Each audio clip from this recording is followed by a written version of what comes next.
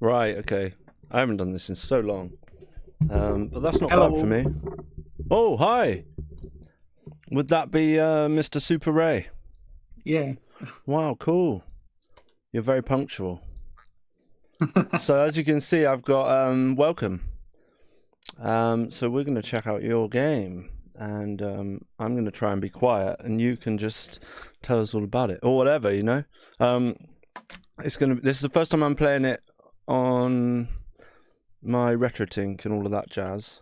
But it was so fun playing it on a CRT because you get the Sega logo and everything, you know. Hello, chaps. Yeah. Hey, Slowboy. Let me also apologize for I don't know what's happened in my chat, but it keeps saying that I don't want everyone to tip me, and it just keeps. I did that message it should just come up once, and it just keeps coming up.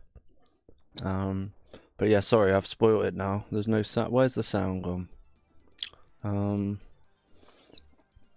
So at least you can hear me. That's one thing. It's just because I haven't set my computer up to stream for ages. Like usually, it's all just set up. But I'll just restart the game.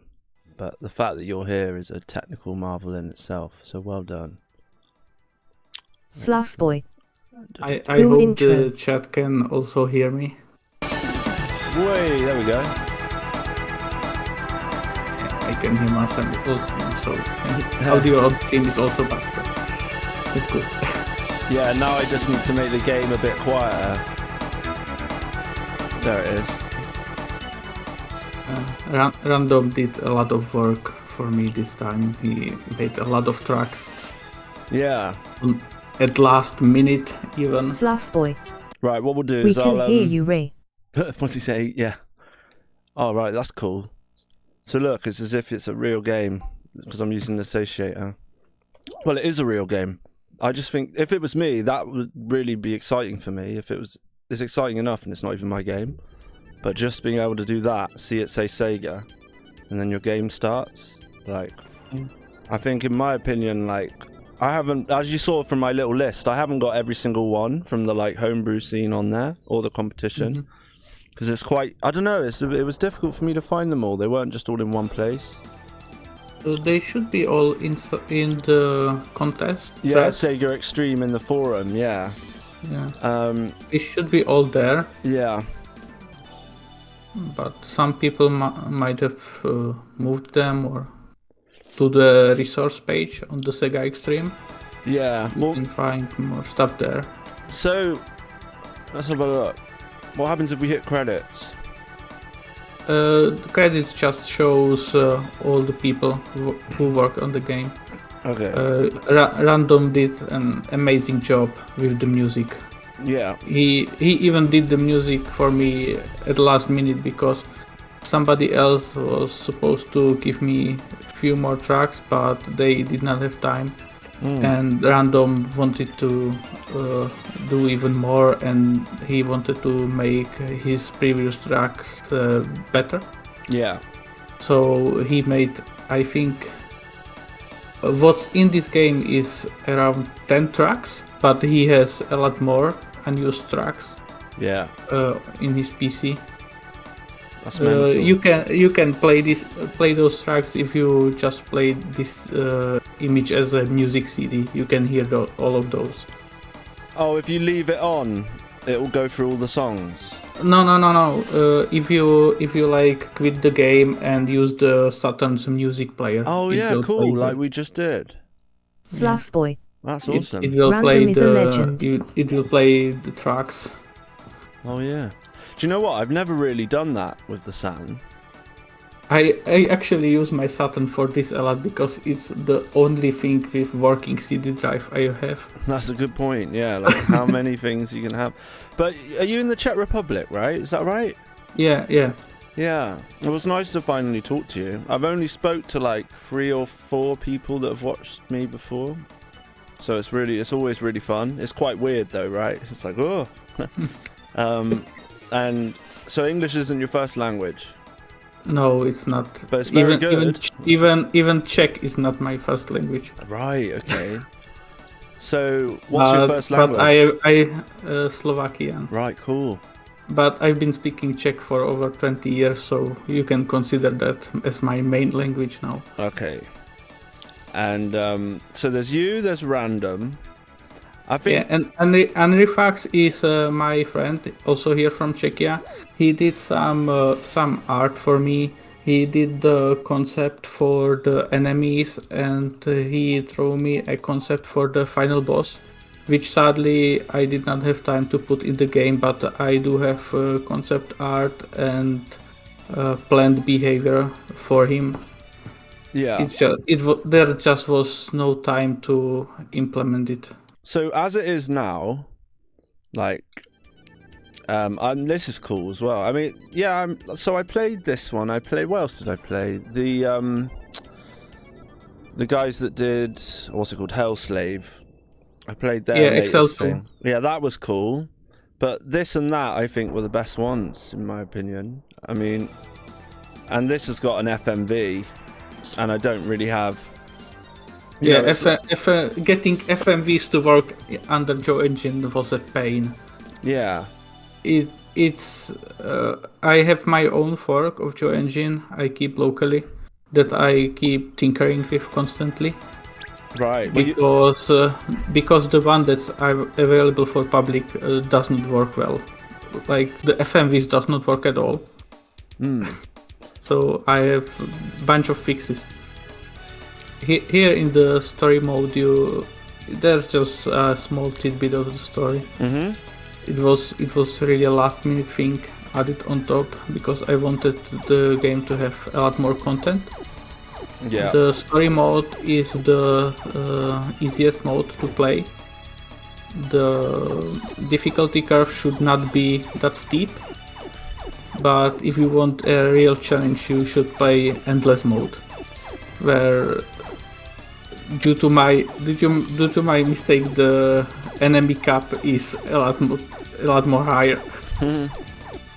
Well, what the first thing I noticed was like the analog and how it's really cool because I'm using my 3D pad. Shmups are shooters. Yeah. The game currently supports only analog and gamepad. Yeah. Should be balanced well for both of those.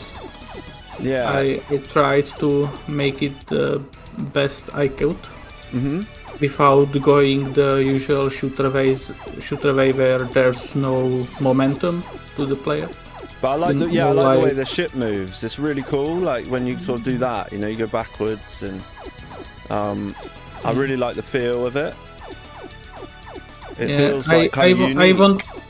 I wanted the ship to have a weight to it, like momentum, so like you said, momentum. So it's not the same as every other shooter under the sun where you just move precisely 1 pixel every time. Yeah. So you need to be a bit more careful with how you move, and that's also a reason why I made the ship's hitbox only a single point in its middle. Right. So you can really threat the enemies, threat the bullets as much as you can. Yeah, I think I got to the 3rd level or something before, or I got a couple of levels along. But I haven't seen the end. But like I haven't been like, the thing is, I played it and then on the CRT, and it just looks it's just so fun, like being able to like play a new game on like a CRT, and with all, it just looks way different to this. Like it looks nice and sharp with scalers, and some people prefer it, but I like both for different things. But I guess this has got a kind of, it's like 2D but not, isn't it? It's kind of pseudo 3D. The gameplay itself is just 2D, but the enemies and your ships are all 3D objects on the screen. Because I'm not animator at all, and I want to have some animations on the ship, like you can see when you move around, when you slow down or go faster. Yeah. The flames, stretches and such. Well, I don't know how to animate it at all, so I just used a 3D model, I tilted a bit and scaled the model of the flame. and that gives a really nice effect of the movement. Yeah, no, it's really cool. But like, so what are you thinking? Like, obviously, you've got a proper job. Yeah. Are you actually a programmer for your job? Yeah, I am actually a programmer for job. So Right, I program 8 hours a day Yeah. at my work, and then I do another 8 hours on top when I work on some project on home. But I guess if you said you're not like so your skill set's like the programming, right? Yeah. So making I mean, I'm a complete. You might have to just talk to me and everybody else like we know nothing, because maybe some people listening or watching will know, but. Well, I have actually taught programming myself, so I don't know any of the terms people use, or the special terms or stuff like that. Yeah. I just know how to code, Yeah. and how to put stuff together. That's all I know, and that's all I need to do my job, and to make what I want. Yeah. Because I've got a friend, Craig. He works for this guy who's like, he's a millionaire, this guy. It's weird. He works for this guy. Slough boy. And he's got more That than is one amazing, business. Reye. But his business that's like computery stuff, they make apps and they try and sell them, you know, so they're like in talks with car companies for this like app to do with cars, and so he programs. I think he uses C#. I think that's a thing, Yeah, I do. right? I do as well. I use Okay. C# for my day job. Yeah. But I'm working. I'm making applications for engineers, like Right. structural engineers. Okay. So it's kind of like if you had. So you do the programming, and you've done. So who did the design of the look of the game and all of that? Was that you as That well? that was actually me. Right. With the shapes of enemies. The first enemy you see here, the big guy, that was also me. The other enemies were partially designed by Henry Fox, and I was designing those as well. Okay. I'm not really good at designing, but I do understand some of the concepts, like to keep a contrast between the player, enemies, and the background, Yeah. Of course. so you can see them well. I also do understand some of the principles of how you should treat the player, how you should design your difficulty curve to Yeah. not be frustrating but to be fun. So that's what you've seen there. When you died, you spit out half of your power-ups you had, but you still have a chance to get them back. Whether I'll get them back is another. Yeah. The hitbox is quite an interesting thing, because with just a few little tweaks of the analog stick. I mean, if you can do, I would urge people to try it with the analog stick, because of the way the ship still moves the same with the D-pad, like the swaying sort of motion, but it just feels more satisfying because you're using like the analog pad. Yeah. And that's like one of the biggest things I thought straight away. I was like, oh, this is cool. And then I can switch to the D-pad like now, look. So it still feels the same, but obviously it's more immediate when you hit the button. Yeah, So you did with really well with the analog. I don't know if that was talked about that much. I don't know if that's been highlighted. That's one of the best things I've noticed. Thinking of it as a point of it's a project, and you can do more when you have the time. Obviously, like it's just fantastic.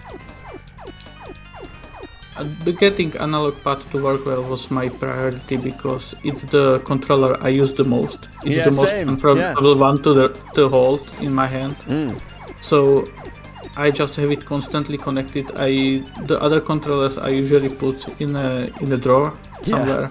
For someone, if a friend comes around, they get one of those. Yeah, exactly. I was getting an amazing controller.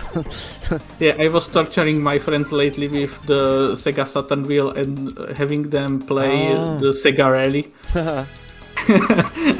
I don't think I've played 2-player. I think I tried to set it up to see what it was like, because apparently the frame rate's like awful, but I don't know if that's true. It's probably still fun. I tried to play 2-player. It's quite nice. The frame rate is probably cut in half, but it's workable. Yeah. I also tried to play it over Netlink with someone in the US, so over half of the globe. Yeah.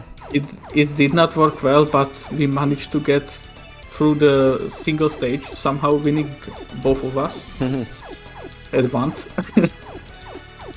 But it was Yeah, I mean, so the way I see it with this, I mean, when I was playing it, it's like my imagination was going, because you've got like, I like what you did in terms of, so with this, I'm just giving my own opinions here, like I'm not being nasty about anyone, but when I played the latest Sonic 3D thing, whilst it's impressive like what they did, it wasn't like playable to me. Like you couldn't, I took the fisheye thing off, I just couldn't see where I was jumping to, and there was a few sort of audio glitches, and it just all seemed a bit messy and weird control. And the good thing about this is if you're going to give something to a competition, it's like it just plays really, really well. And like the first thing I thought was, oh, okay, it's quite a it's got a cool basic style, but I didn't think that was bad. I just thought, well, that's probably because it's not finished, you know. Like if you get like, I would be surprised if more people don't want to help you after giving this a go, like, and if your team grew and then you add textures to the like graphics and the backgrounds, and it could take a long time, you know, but that's kind of what I thought. I was like, well, the main thing is it plays really well and it's fun, and obviously the music is like, it is like something from a 90s game. It's very, very good. With the style, this is the finished style I envisioned for the game. Yeah. Actually, the fun fact about this game is that the whole of this game came from one single music video I saw. It was some music video from Toho game. Yeah. That used some of this style, and that's all I needed to know what I'm going to make for that year competition. That's cool. It was exactly this color palette, the yellow and red. Oh no, yeah, I love the color palette. I was just thinking, like, I'm just talking like polish. Do you know what I mean? Like, yeah, that you would eventually have if you had. You will go that far, I suppose, eventually. There were things planned, but I didn't have time because last year was really hectic for me. Yeah. I'm just getting stuff together to like the personal issues sorted and stuff like that.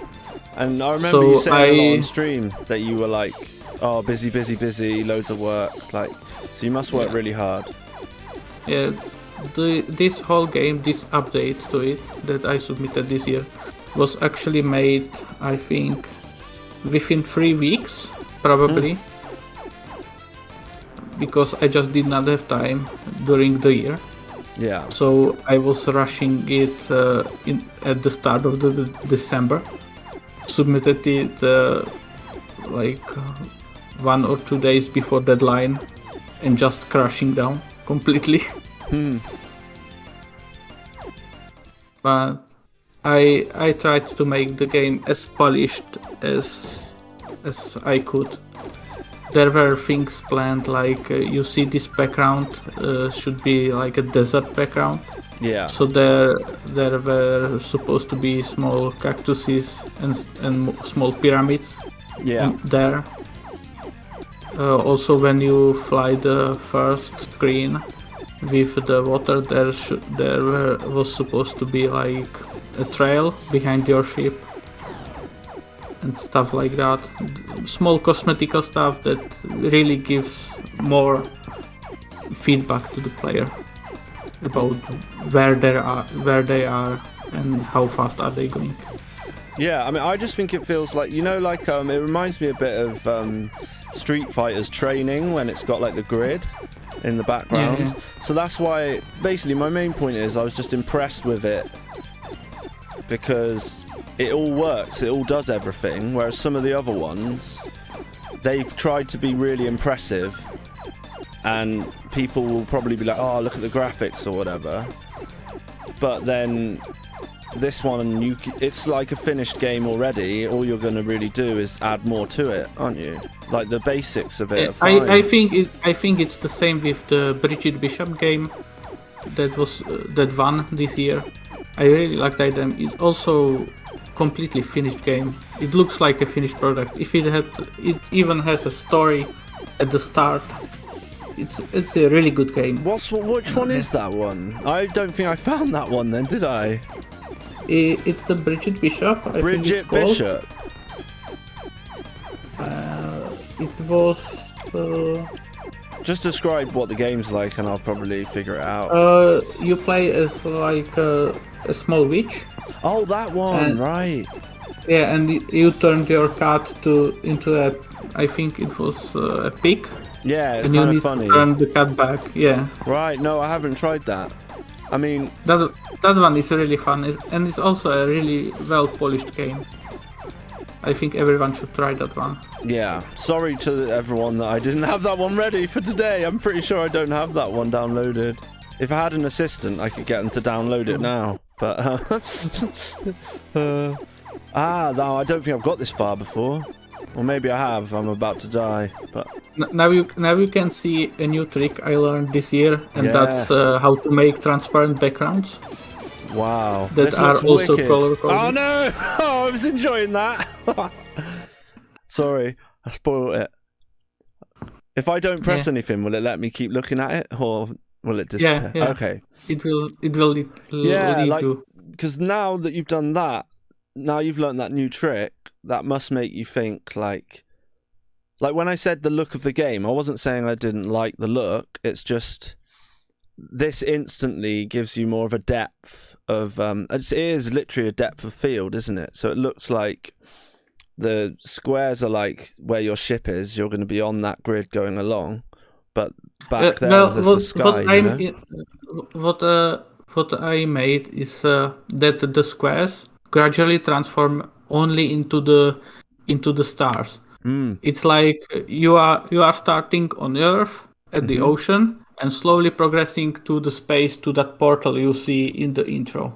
Right. So the squares slowly disappear as you move from the Earth away. Okay. This also is another fun fact about the game, that I can control what color and how transparent the background is at any time in the game. Okay. So you could maybe do that with the bomb, like make it sort of the background fill out or something. That'd be visual tricks you could do. I could try to make the bomb like flash the background white color. That would be possible. Yeah, so I guess you just have to try stuff. I need to try to see how it feels when you play. Yeah. I don't know. I don't want to flashbang people. No, I guess I just really like it. It's got a charm to it. It reminds me of something. I haven't seen the music video that you mean, but something about it. I will send it to you later. Yeah, you should. Discord. You can put it in the chat if you want, in Discord let or me find it. in the Twitch. It was a while ago, so. Because my horrible bot will probably be like, "Don't post a link," but I'm pretty sure you're allowed to. Bot is really picky about links. Well, it's just I had everything set up probably like a year ago to a point where it wasn't. I wouldn't say it was professional, but I was able to like. Things were fine, they took care of themselves, and now, like, I can't remember what I used. I think I used Nightbot or something like that. So I did log back into that, but what's really confusing is that Streamlabs have got their own website, and you're using their program to stream with, but they've got like a website as well with all this other stuff. So does Twitch, and it all just gets really confusing, like what you use on your stream. And I used to stream a lot more regularly, but because I've been working more, instead of getting all annoyed about it, I just thought, well, I'll just stream when I can because it's fun, you know. And the last stream I did was with Nuno from the Junkyard, and that was cool. So it's nice to do like a special stream and plan it so that at least we know what time it is, and even if nobody watches or whatever, I don't mind. It's just good fun. But I know that you were Nick Pandemonium. He showcased some of the games, and he seemed to really like that. Yeah, he seemed to really like this as well. I found the The video. video https www.youtube.com watch via Tycho Let it go 1J6W through Jiggle 85 because the Super bot is a Ray, bot. please refrain from posting links. Please refrain. Oh, that's one thing though. It's hard to go backwards to grab things, isn't it? Maybe that's just my fault. That was actually by design because I noticed what people most of the time do is they will keep their ship like to the left side of the screen constantly and never move from there. But I wanted to add some risk to that. So if you are constantly hugging the left side of the screen, you have a high chance of losing your items when you get hit. Yeah. So it's better to keep somewhere in the middle, so you have some time to get back and grab them. Yeah, that's a good point. Because of the way the items fall behind, well, they sort of fall. You move forward. Yeah, that's cool. Yeah, I'm not like a brilliant shooter player at all, but obviously you might remember we played a lot of Sengoku Aces, and I watched a few videos basically. That's on like the basic fundamentals of how not to be completely awful. And it's the same you with can fighters. see that here in the endless modes. The enemies are less forgiving. Right. Okay. There's just more of them. So it'll just never end. No, never ends. Who holds the highest score then? Is there a leaderboard? We should make one, really, shouldn't we? I think it probably will be me because I've played this to death. Yeah. But only other person I know that played this and shared their score was Pandemonium with, I think it was 106,000 points. Right. So what's your top score? I think at one point I might have been at like 160,000 or something like that.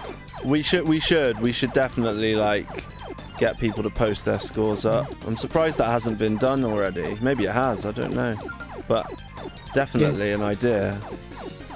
But it's hard to tell if that score relates to this version because I was modifying what scores each enemy gives at that time. I also was modifying at that time that enemies now take multiple hits for them to die. Yeah, they do. Yeah, that's what got me confused at the beginning. I was like, am I doing something wrong? Yeah, that's also why I added that effect that you are hitting them. Yeah. It makes it harder at the beginning as well, like right now, because I don't have the power-ups. Yeah. I mean, if I wanted to, I could put turbo on an arcade stick. That would be my cheat, I suppose. If that would make the bullets fire faster, I don't know. There's a theoretical maximal limit of how fast you can fire, because I have a cooldown timer on the fire. Oh no, I'm here again. Oh, I like it here. You still have some bombs left. Ah! I keep forgetting I've even got bombs. But yeah, no, you've done a great job. I'm just hoping... Another fact about this game is that every level is randomly generated, even down to the pickups. So every time you play the game, you have a different...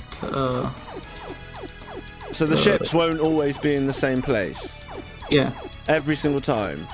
Yeah. That's clever, because most shooters rely on memorization, right? and the patterns Yeah, being the same. most shooters rely on memorization and patterns, but I don't have patterns. You notice that most enemies will do just simple things like fly straight forward, or like this ship wait F for a bit in the back and then launch at you. Yeah.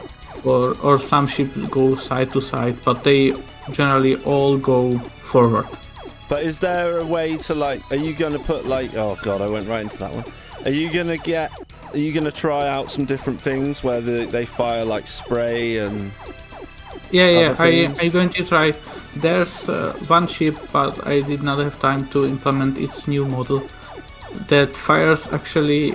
It's one of those big ships, but it behaves differently. It weighs a bit in the back, like the darts. Yeah. Then fires a single bullet in your direction.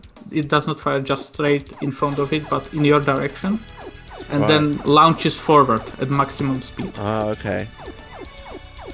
So you need to be careful about that ship. So it's good to talk about it all because it's making me think as I play it. I'm like, because you said it's randomly generated. I mean, I don't know how many shooters do that. I'm sure there are some where it's not always the same. But it's probably a cool thing to have in your game because it means that you can make it all about the different ships, because if they're randomly generated, you could be on like the first level and then really quickly some mad ship just appears and flies at you. It could mess you up, you know? There's also some restrictions to the random generator. I, for example, do not allow the biggest minus ship right at the start. Right, okay. You actually need to reach some kind of score, or I think in terms of endless mode, it's some time after the level starts before it allows the bigger ships to spawn. That way you have some time to hopefully get lucky and pick up enough power-ups. Yeah. There's also one rule I implemented in the game, and that is if you destroy an enemy using a bomb, enemy will never drop a power-up. Right. That prevents the bomb spamming. Yeah. So just don't spam bombs. If you need power-ups, you need to earn them. I should just use the bomb when I'm about to lose a life, really, shouldn't I? If it's the bullets coming just for me. I keep forgetting I've even got bombs. Because it's really, really good. But it's fun to talk with the developer and obviously somebody that's been nice and tuned in and watched me play loads of random games and chat absolute crap for hours on end. But it's just really good fun to be able to like discuss the game with you. But I probably said to you before, didn't I? You remember I said I've got that NES maker, and I was going to make a, I've made the very basic game that you can make. It's like I've done the first tutorial and I've just never got round to doing the next one. But it's like you get a bunny rabbit and you get it to run up a ladder and jump to another screen and all the rest of it. But what I wanted to do was eventually create my own game, and it's almost like I found it's fun because it's just imagination. Like, even if you don't like start the game or finish it, I just did a couple of pictures of it's about my friend Paul, and the game was just going to be called Paul, and it was just going to be about his life, and he has probably a platformer and he has to get from like A to B and things get in the way. And he really likes, for power-ups for his health, I was going to do things he likes to eat. So it was going to be like peanut butter on toast and some fried eggs on toast. And and I just drew them really crudely, pixel art. And then I drew a little picture of him, and just doing that much and imagining what you could do with the game. It's quite fun just imagining it. But to get to the stage of actually starting to make it would probably start stressing me out, I reckon, because I wouldn't be very good at it. But also with a NES, I would have to. I don't even know like how big I should make everything, so that it fits on a cartridge. But you're using something. What are you using to make a SATURN game then? Well, for the models, I use Blender with my own program to convert them to what my game engine can understand, or what my code can understand. And the textures and such I just make in either a sprite or in PaintNet. That's all I use. Right. And for the code editing, I just use Visual Studio Code. What was it called, sorry? Visual Studio Code. Oh, okay. Yeah, I've seen that.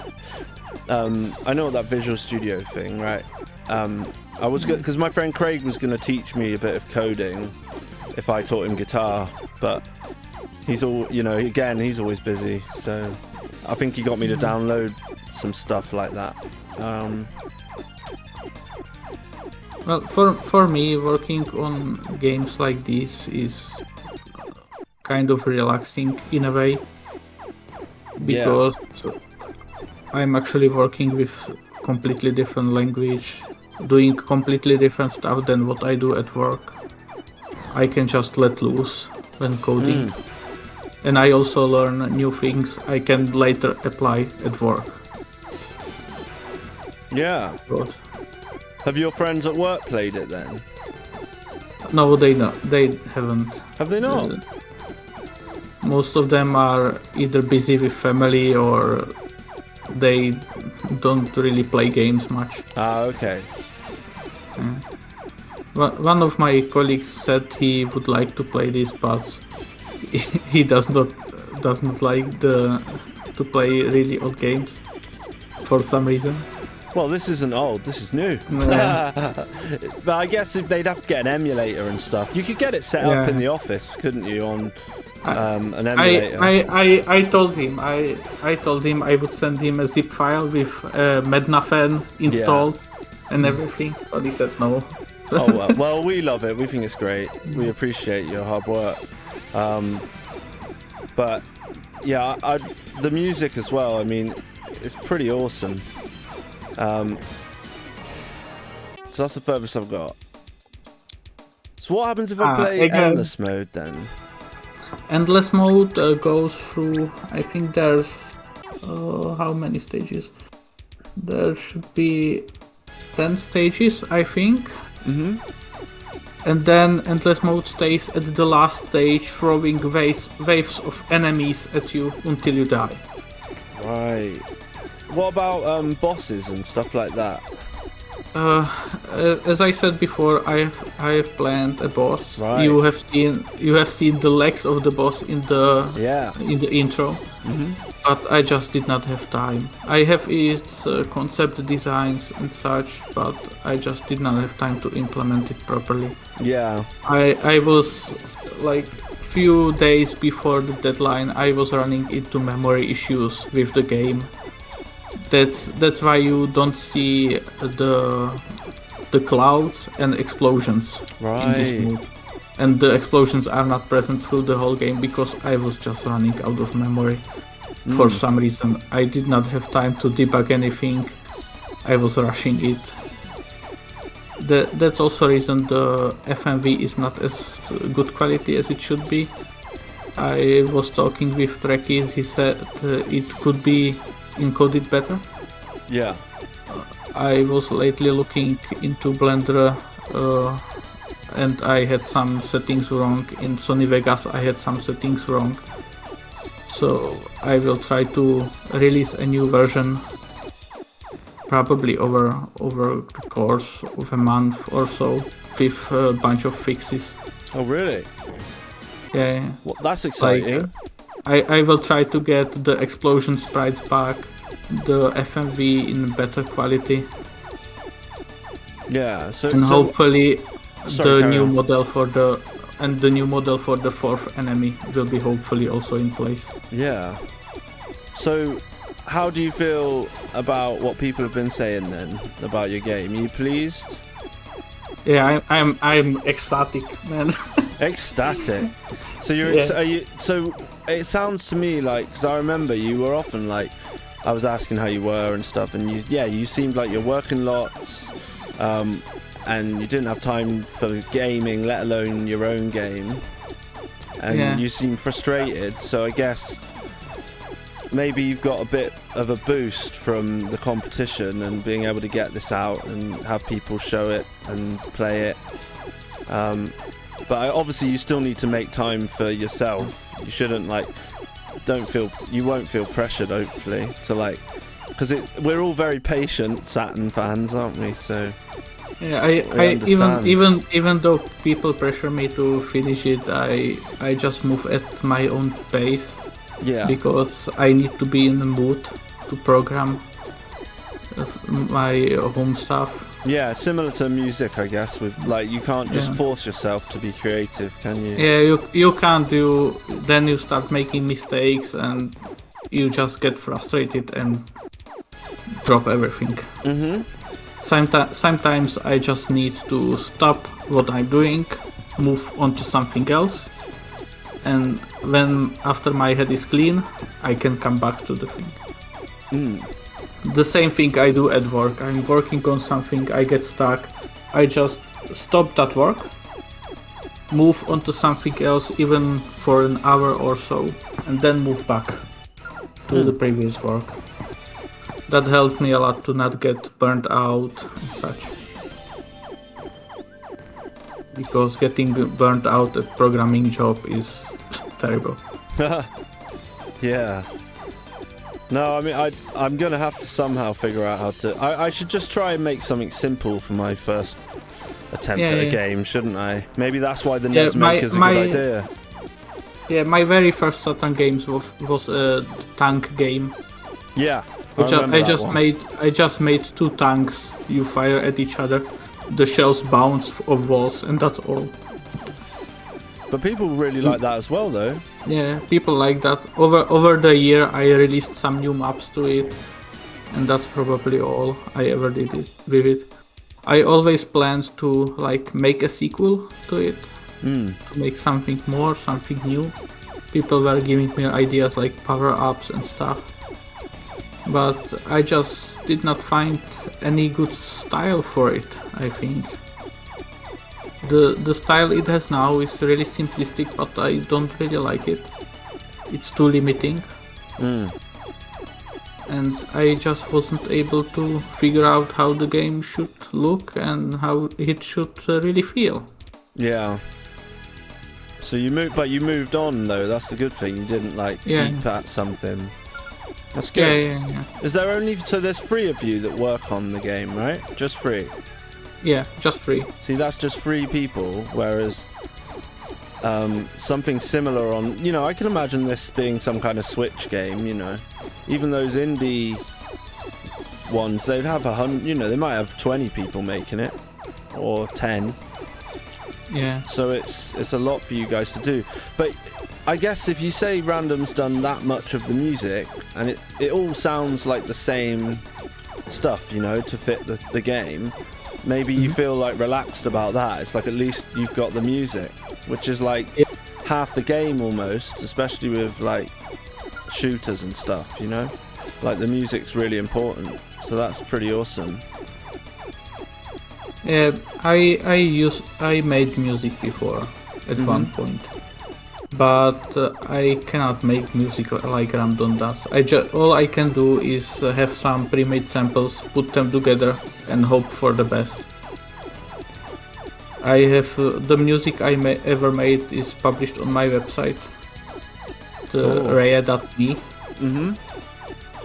Yeah. Also with the art I made, which I mostly make in PaintNet.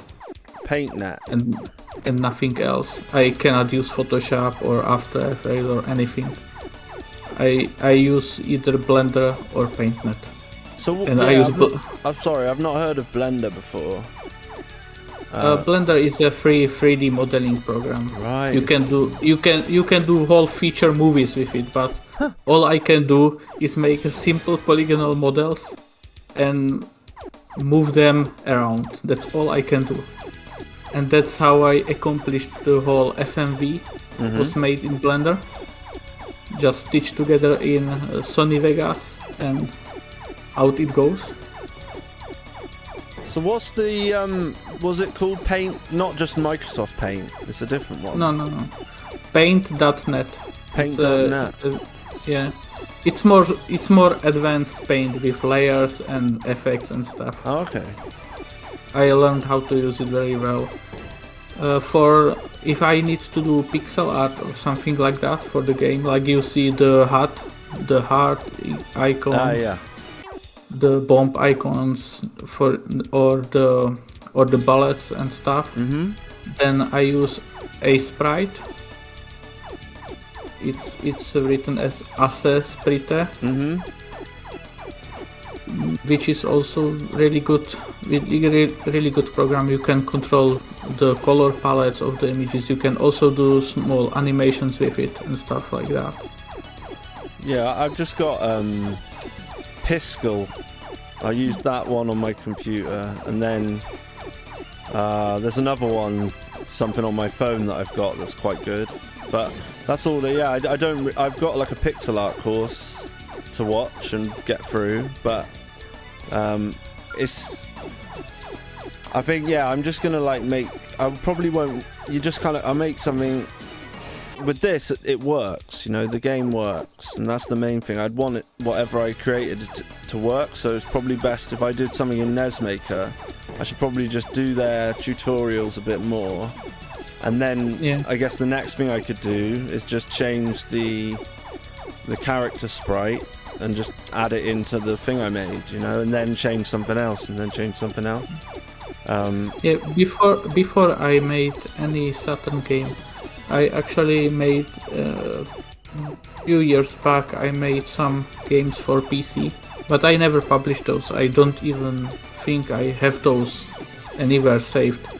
It was just made with the Game Maker application. Just use the samples, reskin them, modify them, and stuff like that. There I learned some basics about how to make games. Yeah. Because programming game and programming like application for engineers is two completely different things, requiring completely different skills. People think it's only programming, but the way you use stuff and the way you have to think about stuff is really different. Yeah. With making engineering software, it does not matter that the software has to run for like 2 seconds. But with game, if you run over 16 milliseconds, you start dropping frames. So you have to be really careful about that. And on these old consoles, you also have to care about memory, that you are not using too much. Yeah. So that's all other challenges there. But I think challenges is what makes it fun. Right. Just coding without any limits is not as fun as this, I think. So you constantly so if you create like a new, is it like any instance of the game running, you have to make sure that the game isn't using all the memory, otherwise it would just crash. Is that kind of it? Yeah, you would see it would start corrupting itself, and then it would crash, or it would crash straight away. Right. If you notice, sometimes a line blinks over the screen. That's a corruption that appears. I have fixed most of those corruptions. Oh, okay. So it's only rare it appears now. Yeah. If you play the first build I posted last year, it was happening almost constantly, but now I got it down. But still it's there, so that still tells me there's something going on with the memory management I'm doing wrong. Right. What's the memory then? What's the maximum memory you can use? You have 1 megabyte of fast RAM and 1 megabyte of slow RAM. 1 megabyte? That's mental. But because I'm using Joe engine, and Joe engine runs on top of SGL, I can use about 1 megabyte of the whole thing Right. properly Okay. without tweaking Joe engine anymore. Even now, I think the whole game now should run in about 512k. Ah, that got really hard then. I couldn't get myself out of the top corner. I like the way that ramped up though. The music was like diddle diddle diddle. I thought it was going to go to the stars again, but then I remember it was in endless mode, and then like I was just trapped because that it's kind of what does it remind me of? It reminds me of something, but it's got, you know, like with a shooter when let me think of the game. Mars Matrix. I don't know if you know that one. I don't know, but I can look it up. Yeah, so it's a Capcom game. I think it was an arcade game. It's on the Dreamcast. I'm looking at it. Yeah. It's now I know I'm rubbish at games, but it is supposed to be really hard. And like the more you play it, so if you played it loads and loads, even if you like could only get past the first boss, eventually you'll earn enough like credits or whatever, points to buy like yourself maybe, what does it let you buy? I think it lets you buy an extra ship or something, you know? Or so you can't actually, and then the weird thing is it's the only game where you've got, I think there's 8 different difficulties, but if you put it on the easiest one, it seems exactly the same as the hardest one. Like, no joke. Like, it's the only game I know that does that. Like, there's no difference in the difficulty. But I was going to say, like, the way you're moving around, like when you're dodging stuff, a game like that, it's really difficult, you know, and like you'll feel that sense of, oh yes, I managed to dodge it. But what I like about this is that because the ship's quite limited in how, well, I'm guessing maybe I'm just not picking up the right power-ups, but if you do, like you said, stay high or in one spot, it's hard to get yourself moving around, so it's probably best to just be in the middle. Yeah. Until then, it's slow enough to enjoy the movement of the craft, whereas like a vertical shooter, I don't know what the difference with me and my brain would be, but the only thing I would know is that, yeah, you don't really look at your ship. You look in your, what's it called, peripheral vision or whatever. But with this, it's kind of like you kind of have to look at the ship a little bit because of the way it slowly moves, so it doesn't move as quick as you think it's going to. So, because when you go backwards, which I quite like, because it gives you the same panic of like, oh. But I think it's the more you play it, you get used to that, how long you've got to move across the screen, because it's like there's momentum, Yeah. So I really like that. You need to keep an eye on where enemies are, relations to you. Yeah. Because if you don't, you can end up being like it happened to you, being pushed to the corner. Yeah, penned killed in. off. Yeah. There was because I couldn't move quick enough to get past them, and there's enough of them that they're eventually going to fly forwards like they do. I'm trying to think. Do they do that in the first? Oh, what's it called? I'm thinking it's Sega. So like Darius in Japan, I've got Sega for the Master System, and I think they do that. Some of the ships they eventually sort of launch forward, and if you don't move around, you sort of you get squashed. Yeah. I don't know if you've played that one. I have not played many of the shmups. Well, that's probably a good thing though, because it made your game different, you know? Yeah, only series I played more is Toho series, and from that series, only thing I took was the single point hitbox. Right. That's all I took from that series.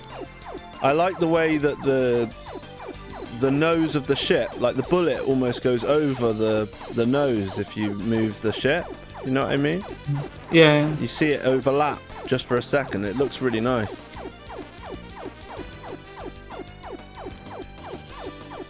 I'm noticing all these There's things also now. there's also co-op mode, and that co-op mode has also its own mechanic, Right. where if your partner dies, Yeah. you have a chance to revive him. Right. You just need to collect enough points to revive him. Oh, what? You spend your points? Like, the more enemies you shoot, the more points you get, and these points will count towards the revival of your partner. What? So, say I was playing now with someone else and they get shot now, they wouldn't be able to come back because I've got hardly any points. They wouldn't be able to come back until you collect new points. Right. Okay. The points you already have do not count. So it'll tell you on the screen how much you need to get, or something like that.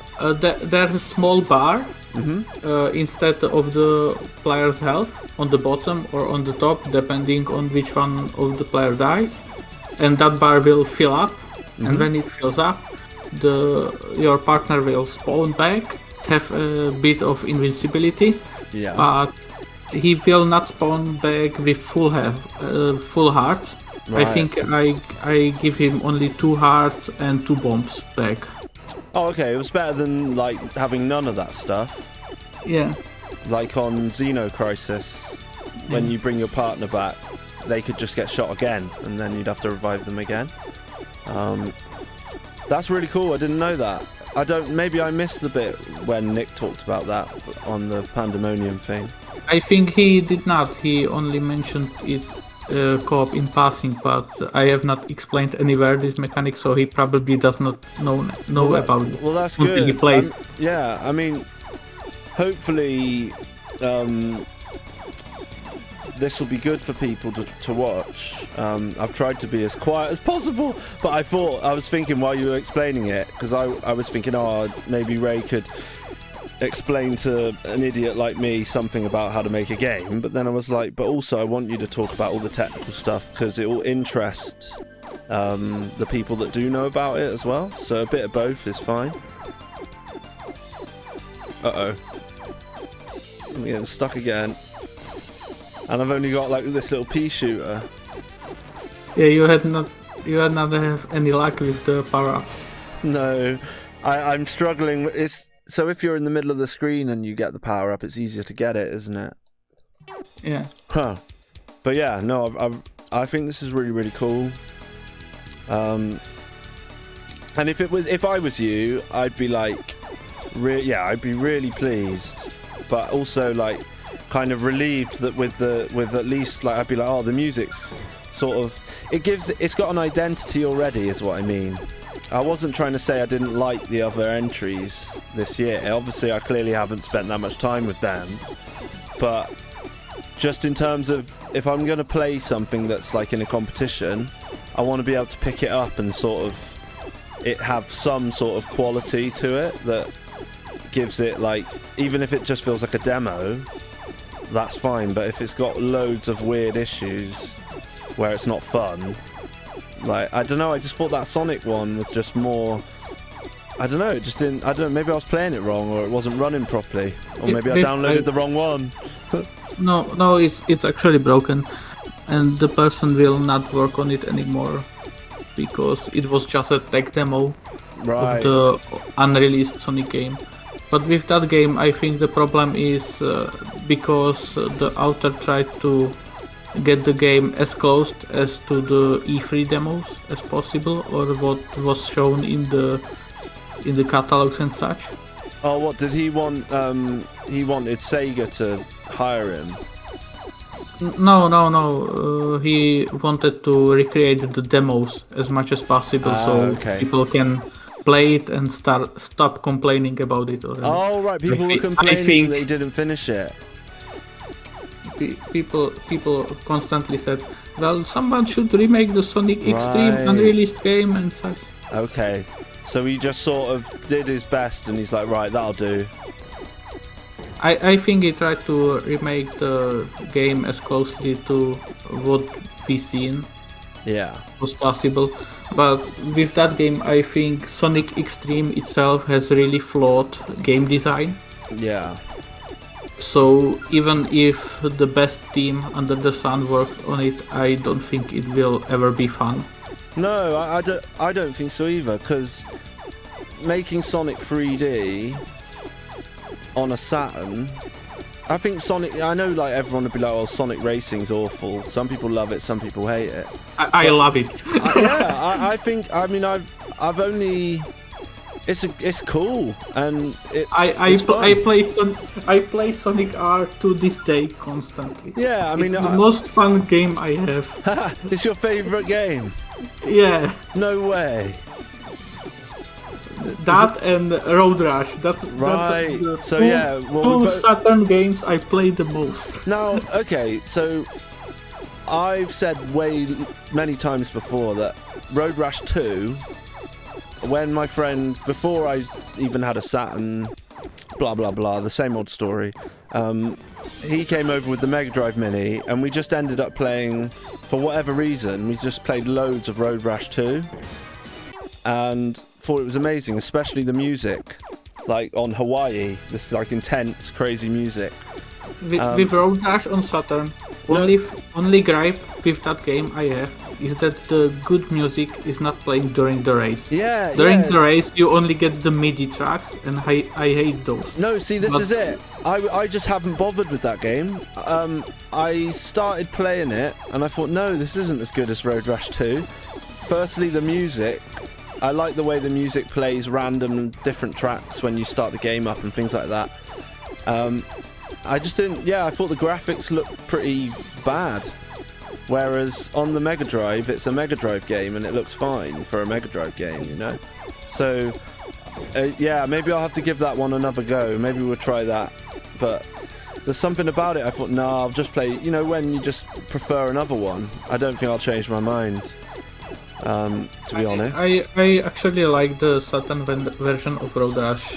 When I was growing up, I was constantly playing the Road Rash on PC, and that's almost the same version. So I grew up with it.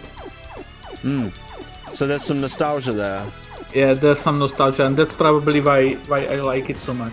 Whereas and the same applies to Sonic R, because I used to play it when I was small. So that's brilliant. But back then I did not have the release with CD music. I had there was a second release without the CD music for some reason. I don't know why it. How do you mean? Which one didn't have CD music? There was a release of Sonic R here that I got here in Czechia. It was official release on official CD, but it does not have the music. So what's the music when you play? Nothing. Really? Yeah. So it's just got music in the menus? No, not even no music at all? No music at all. How weird, is that like a bug? I don't know, probably, but I did not find any sound data on that CD. Wow, because on Lion's stage in Virtua Fighter 2, the PAL version I've got, there's no music. And that's just a bug apparently for the specific version of that game. So I thought maybe your thing might be that too. But to have no music in the game at all. Have you ever listened to the I think it was the Junkyard. They did an interview with the woman that sings on Sonic R. Have you listened to that? Probably not. I don't have Facebook, so I don't get notifications about that. Oh, it's on, it'll be on wherever you listen to podcasts. If you just go, try and find, just type it in on YouTube, it'll probably come up. Or Google but I have probably seen the interview somewhere. Yeah. I don't know if it was a FaceTime thing, but they speak to her. She was on quite a few video games. So she sang on all the songs and they talked to her about it.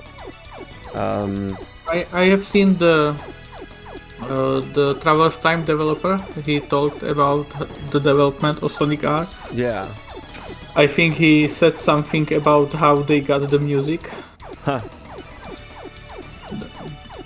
but that's probably all I know about that game.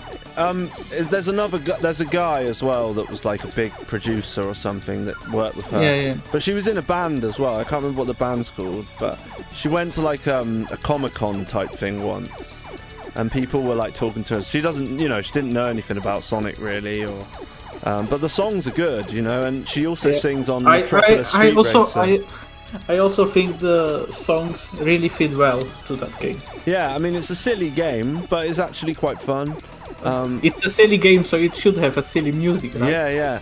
But but what I didn't like was that you have to push forward to run. I'm pretty sure you do, right? Or hang on, no, you don't. Don't you just hold B?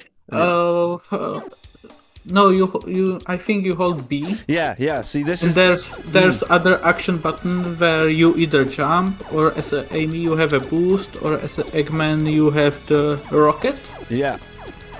And Omega also have rockets, I think. What I was going to say is, so I like that that's what Sonic R does. I thought that was great. And obviously, like I say, when I was a kid, I loved Sega and stuff, but I just didn't have a Mega Drive. And since getting that Mega Drive Mini, everything's gone nuts, and I own loads of Sega consoles and play loads of games. But playing Sonic R, I was like, oh yeah, the music's great, it looks good, like it's fun, it's silly. And I like that you run by just holding a button, because having played Sonic Adventure, I was like, oh, you've got to push forward to move forward, and my thumb just gets sore, probably because of the Dreamcast controller, but do you know what I mean? I really like that about Sonic R, that you just hold B and it's like, you just like zoom off. It's a bit like a shooter with no auto fire, I'm still debating myself whether I should get a Dreamcast or not. Oh, you don't actually have one? No, because I don't really know what would I play on it, because I don't play that many games.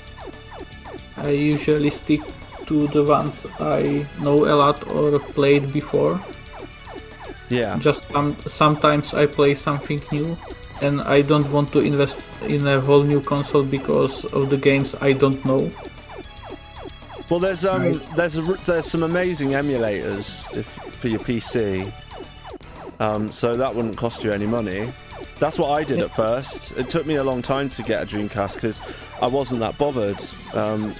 It's kind of my least favourite. I feel sad saying that, but and I've said it on the channel before, and I give it some love these days, and I think it's great. But as a console, it's probably my least favourite one, because I just really like the 2D graphics, and all the pixel art and stuff up to the 32-bit, and then some of the 3D graphics on the Dreamcast looks fantastic, but some just looks dated now, which is weird because some of it doesn't. Some of it still looks amazing, and that's what's so great about it. But other games like Virtua Fighter 3, I just got that, and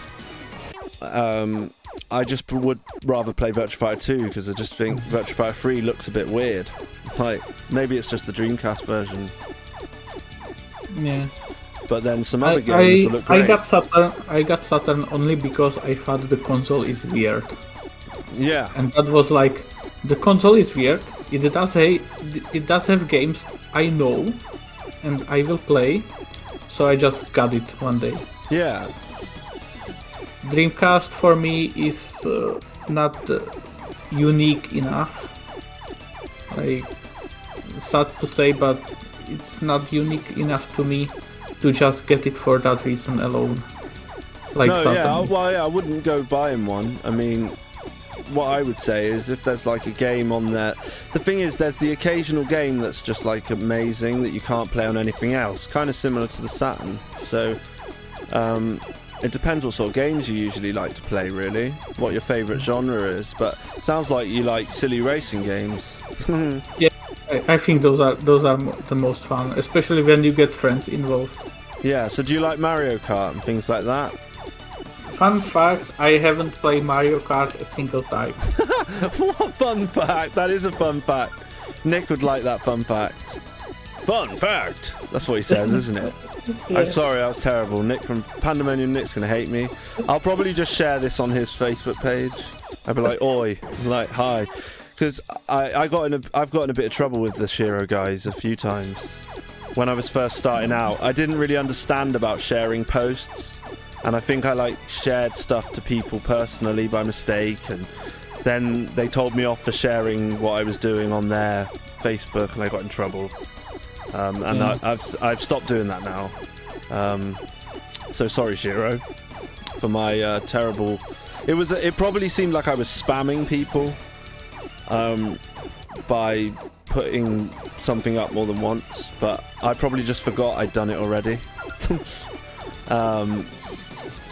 It happens to everyone. Yeah, but more so to me. But no, it's fine. I get it. I mean, the thing is with those guys is they're almost like they're just a proper professional outfit, whereas the Junkyard, I don't think they'd mind me saying it's just not the same vibe. It's a lot more chilled. Like anything goes. I think the only rule is don't be a dick. That's the only rule. And the thing is, there's so many great different communities on Facebook. There's some weird stuff too. I mean, there's always going to be people that just talk about disc rot and how the widescreen thing I find funny, where people like post a picture of their game and it's widescreen and they just do it on purpose to annoy people. And people are putting like, oh no, go for free and things like that. I couldn't care less whether the game is stretched or not. Oh no, I mean, Only I do care, but I don't mind if someone was like, look, you can come around my house, but you can't play Saturn. If they were like, come around and play some Saturn, but the only rule is like, it has to be 16:9, I'd still go round, and I'd probably not mind. But if I have the choice, I wouldn't do that myself.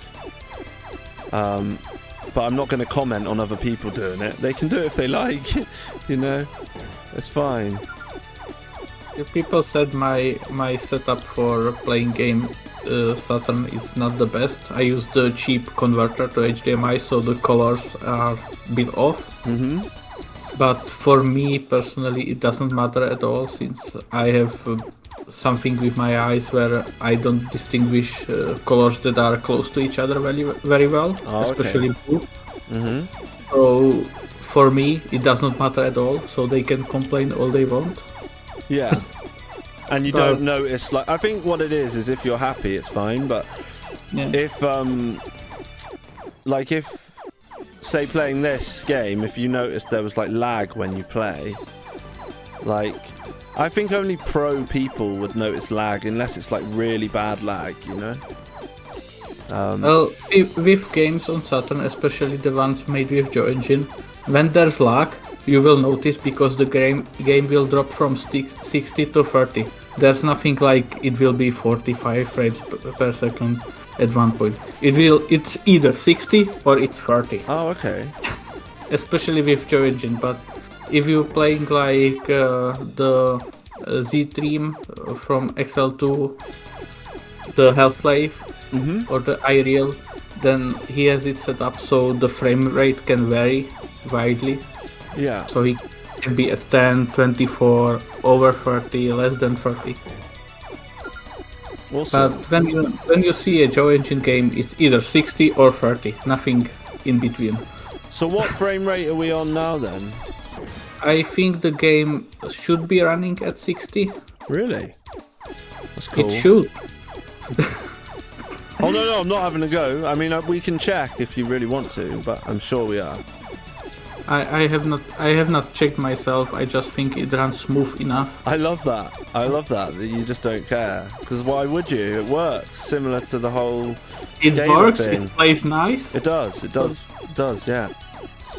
But you could easily implement like a faster mode, couldn't you? For even harder, just speed it up, make it crazy. Probably would have to start dropping some stuff, like remake the enemies as sprites completely. Yeah. Because they're now also 3D models. But it sounds like people are willing to help you. Like, I mean, I don't know. Was it Night of Dragon you said? I think. Let me see. I think it was Trekkies. Trekkies Unite, yeah. He really helped with the FMV.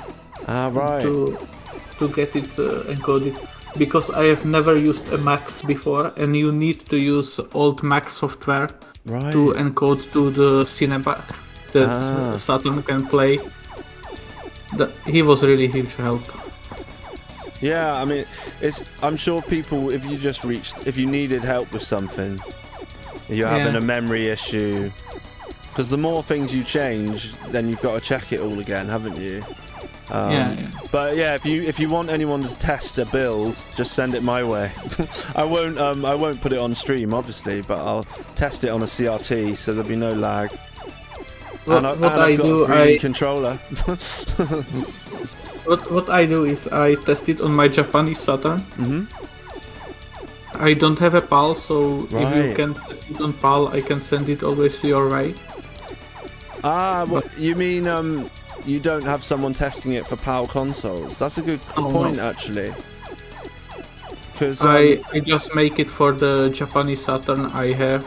Test it on that if that runs down. So what if somebody's got a PAL Saturn and they try and play this? Would it run properly at 50 hertz?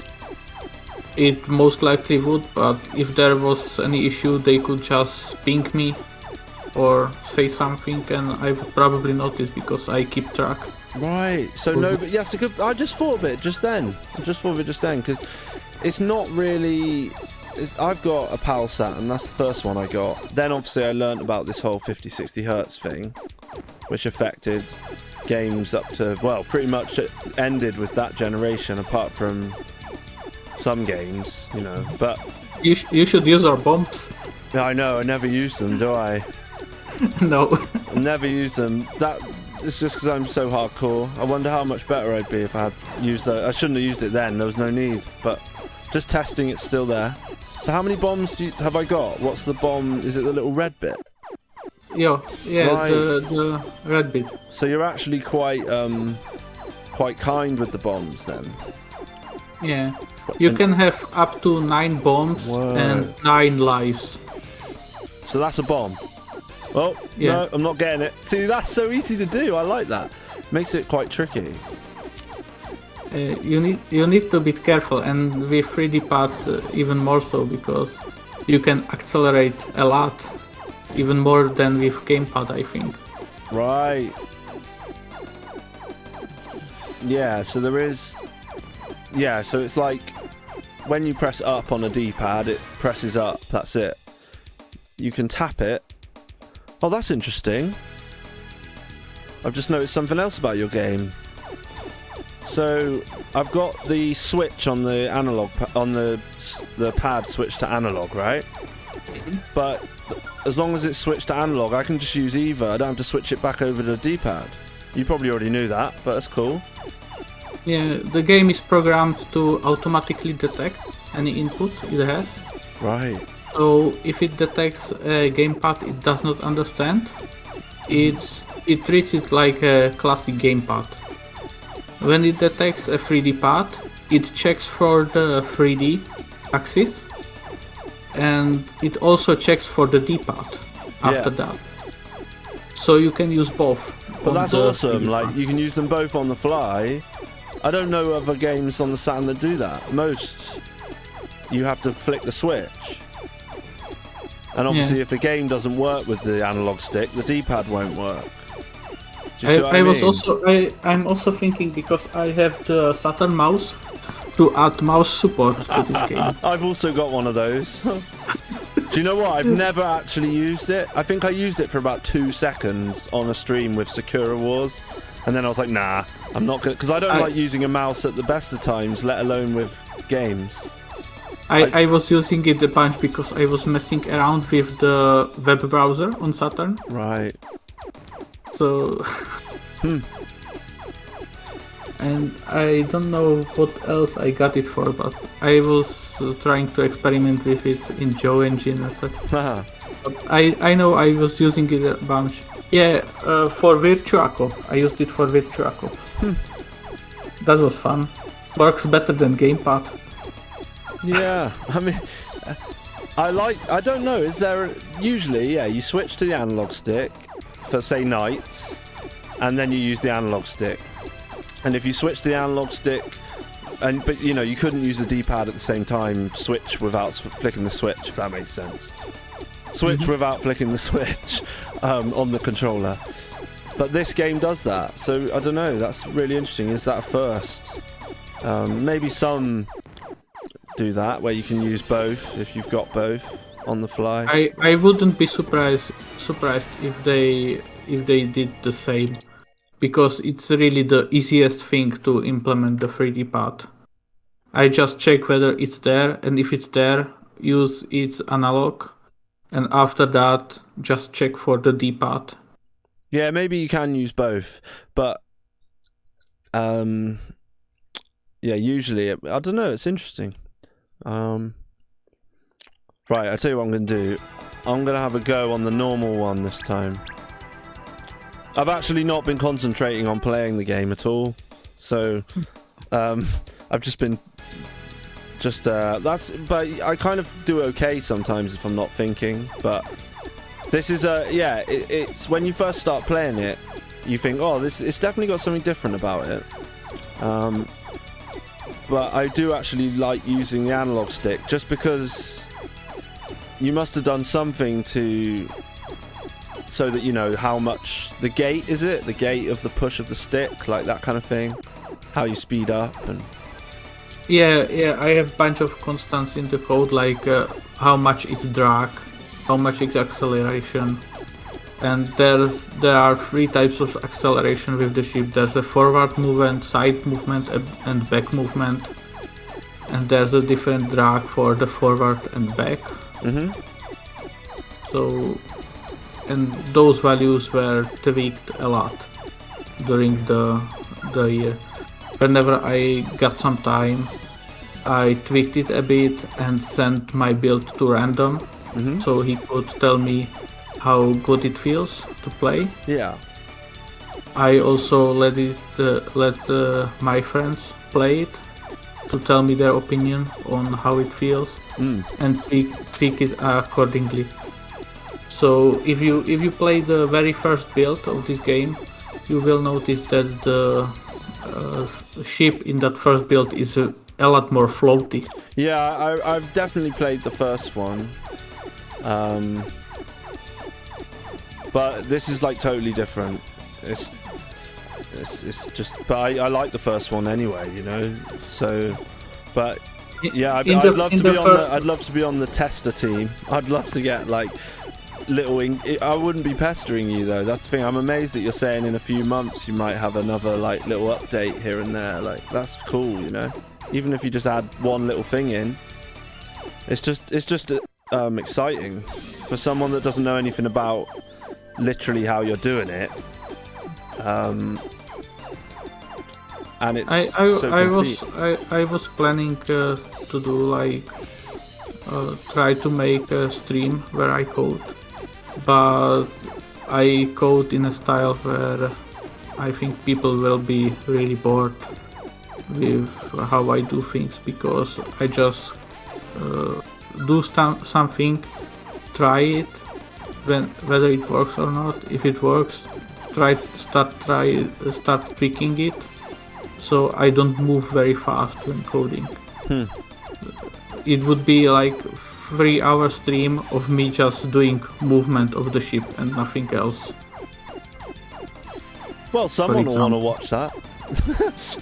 Someone would probably want to watch that, but I don't think I myself would watch that back. So I would not want to stream something I would not want to watch back later, for example. Do you reckon you'll watch this? Yeah, probably. You'll be like, oh, my voice is awful. That Tom's such an asshole. Oh, that's funny. It's like hearing yourself in your head and then hearing yourself on some kind of recording, and you're telling yourself, this is how I sound like? Yeah. I should never speak again. Yeah. I think I sound like hilarious too. Just, it's fun. But yeah, I'm just really excited for what's next. What I wish we could just get more, like, if I know I don't want it to get all complicated, but I hope that we can share this look at the game. And you've talked about a lot of interesting stuff too, so it would be really good to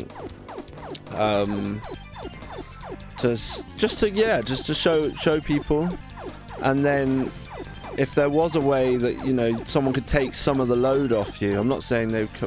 Oh, what happened there? It probably crashed. Wow. There's the bug. That's like messing with my eyes looking at that. On stream, it's just stuck. Yeah. That was crazy. I think that's the memory issue I talked about before. Yeah. Okay, well, it only crashed once. No, but because on my screen, it almost looked like the room was spinning to me. I was like, whoa. Yeah. I'll try to fix that also. Oh yeah, no pressure. But it's probably the same bug that causes me that I'm not able to do the flame sprites when ship explodes. Yeah, it's probably the same thing. Mm. But since I don't have any debugger for Saturn, it's really hard. I just have to use the print statements to print text on screen. To see what happens, or to draft shapes. You can see Easter eggs in the FMV. There's a Sega Extreme banner on one building, Joe Engine banner on another, and a member of Sega Extreme VBT has a VBT Corporation on one of the buildings. That's funny, man. Right, well, my phone has died as well, which is bad, but I don't need it necessarily. But I'm going to take a little break. So it's up to you, basically. We can try another game together. Or you can go have your dinner or whatever you want to do. Because I'm still going to stream for a bit longer.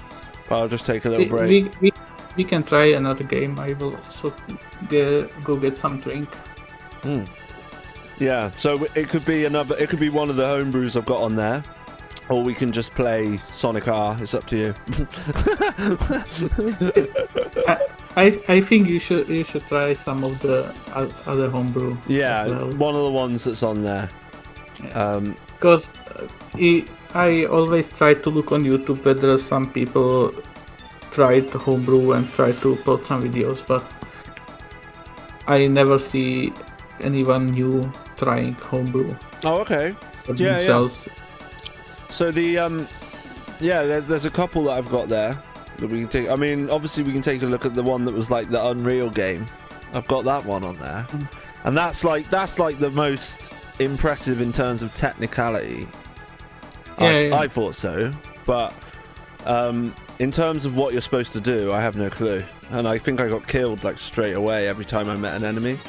But yeah, it won't be long. It'll be like 5-10 minutes, and then I'll come back and we'll play some of that if you like to finish off. Okay? Yeah, okay. Right. Well, cheers. Thanks for tuning in, guys. I'm just going for a little break, and me and Ray will be back shortly. I'm just going to make sure I mute my mic. You wouldn't hear anything anyway, but yeah, I'll be back in a bit. Cheers. I was out of my depth. And then we played some Days Gone. I messed that up as well. Didn't really do anything, just ran around looking for a fuel can, and then so yeah, good times. I'll probably just like play a few bits and bobs, why not, just like for a laugh. Let's have a look. Can't go wrong with what can we go wrong with? Because I've only just bloody set this up actually with the RetroTink 5X.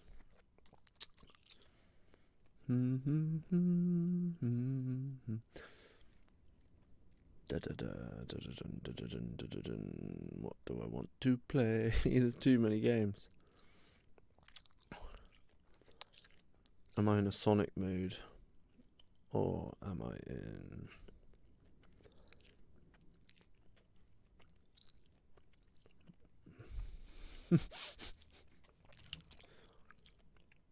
Yeah. So the stream's disconnected. I don't really know why. That isn't good. I wonder if I can get it back. Wonder why it's done that. It's really struggling. I've never had a problem like this before.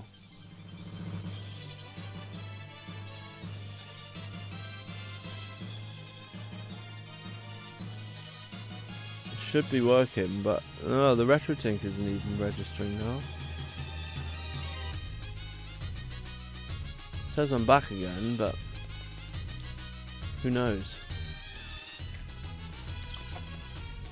No, I'm still not on there.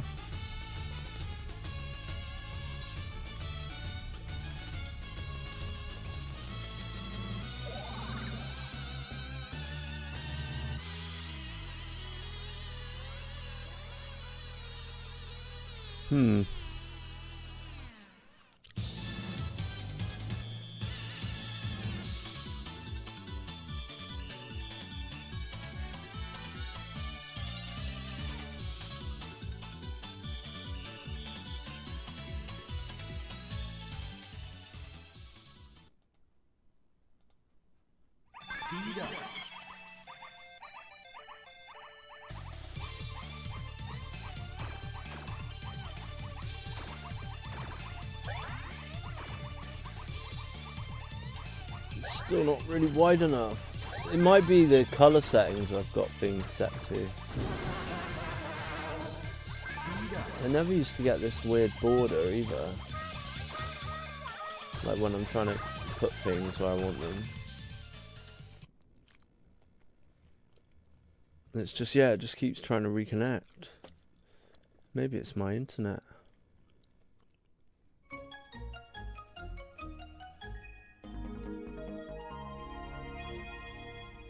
Let's have a look.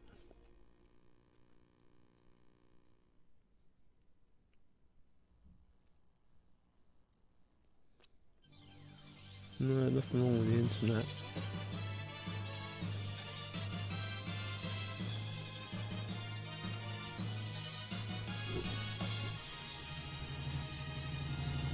The broadcast you were watching has ended.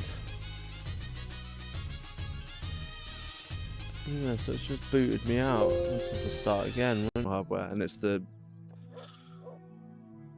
undub one, whatever it's called. So you can play with the Japanese voices, Japanese audio with the English subtitles, which is a bit more of an authentic experience. But I thought this time around I'd do it with the English, just because it's funny.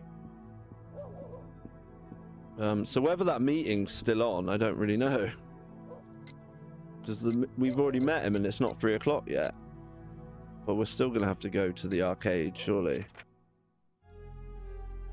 But yeah, there's a really nice sharpness to the graphics.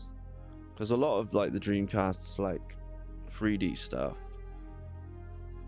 I don't know, there's something about it. I don't like it as much as I like the 32-bit 3D things for the Saturn. But when it's VGA and through the OSSC, there's something about it. It just looks really nice. But on my CRT, it's not new enough. If I had a newer CRT that would take 480p, that'd be amazing. Like a CRT with 480p picture. I guess I could use a RetroTink or something to do that somehow if I had some different cables. There's no VGA or anything on the back of the telly, so it's just RGB. So I'd need some, but that'd be interesting. I'd love to watch. I really want to watch DVDs and stuff on the telly as well. Grab a CRT PC monitor. That's what I do. Yeah, I'd love one. My dad said about my stepsister. Yeah, Maya's got one in the garage, but I don't think I've got a feeling, you know, I don't know what it is, but yeah, to find one would be great. I'd have to go pick it up though, rather than like when we picked up these tellies, it was great. We actually went there. It cost me £11 for 2 B&O TVs. There's a guy on that retro cave thing, actually, the Stroud one that I keep going on about. The cave, the one that me and Slavo want to go to. He had like a Bang & Olufsen, I think it was like an MX series, which is the one either before mine or after. Because I've got this like widescreen one and another one which isn't widescreen. And he said, oh, it's the best picture I've ever seen. And he said back in the day it'd be £1,800. And I was like, well, he paid 50 quid. I was like, well, I paid 6 quid for mine. But I've been messing around with the 4.3 on the widescreen one. It just doesn't use much of the screen, and the top and bottom aren't taken up. So I've been messing around with this. It's got 15:9, 16:9, and also 14:9. And apparently 14:9 aspect ratio was like if you didn't have like a widescreen telly. It was like a mix between widescreen and normal for people that just had normal TVs. And because the Dreamcast actually correctly displays like slightly wider than 4.3 and all this kind of stuff, 14:9 seemed pretty damn close to what it should look like. And since messing with the geometry settings and stuff, I've got this really nice picture that's pretty much 4.3, just takes up more of the screen, top and bottom, rather than leaving a bar at the top and the bottom. So I use it for everything now, which is sacrilegious. 16:9, more like 14:10. Right, this is 14:9, yeah. So, and also I completely fill, because obviously widescreen would leave bars on the top and bottom. That's just what it would leave. And I just stretched. Well, I didn't really stretch it. I just filled the whole screen and used it for F-Zero X and put the F-Zero GX and put it in widescreen mode, and it looked incredible. It looks great, like you've got some kind of arcade cab. So I've basically got these custom aspect ratios now, and it doesn't bother me that it's not like exactly the right shape. Like even like when people have said, oh, it's a bit squished horizontally, my picture and stuff, when we play most stuff. But that should be slightly better now, since I changed the resolution that the Streamlabs is rendering after the OSSC chucks 1080p at it. That should be even closer, but this is slightly different. This is like 960p.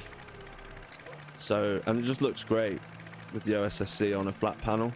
It's still going to look amazing. It probably looks best with VGA mono. It must look incredible. But right, what time is it in the game?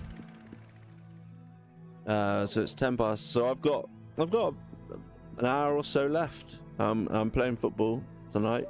It's probably a really daft idea. Like, as long it's not too off, it's fine. Like Saturn is pretty wide even for 4:3. Maybe yeah, and with the different resolutions the games run at. And like say like a Capcom game one, and then you play a different game. Obviously, most CRTs, like a bit of the screen would be missing, and they're all different, aren't they? Huh? All different makes and models, but also every single TV is going to be slightly different. That's a really boring one. I've never collected everything, but I should try again. I've got some pretty cool things. Did I just go to the most boring one? Is that meant to be Segata Sanshiro up there? I think it is, isn't it? It kind of looks like him. I love these. Oh, okay, yeah, we'll do that. I should buy one. Him there on the... That looks like him, doesn't it? I love that in the second game you get like virtual on toys as well. But if I really want to go to Japan one day. I was just a bit disappointed about all the stuff in the junkyard about... I've blatantly already got that. That's really boring. There's Divinely not him, lol. It's not him, okay. Another. The Careful arcades tonight. are It's changing gonna be their name, storm aren't level they? winds. I'm in two minds whether to go to the computer club tonight. I know, that's what I was thinking. Like, the football's at 7, and like it might just. Right, I'm back now. Let me just sort my webcam out. I've moved over the place. There we go. Right. So yeah, it's been brilliant having Mr. Super Ray. Right, so I think it's... Is it Hellslave? It's this one, I think. This is the one that's the new one.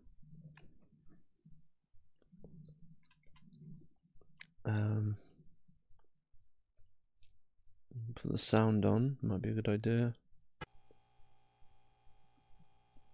Oh, that's a good point. We didn't even discuss what resolution the game runs in. The last one. Right, let's have a look. So we want the retro tank slightly smaller so I can fit it in my silly TV. I didn't even think about that. I didn't even look at it. I hope it looked alright on the screen. I didn't even check. So this, it starts you off with like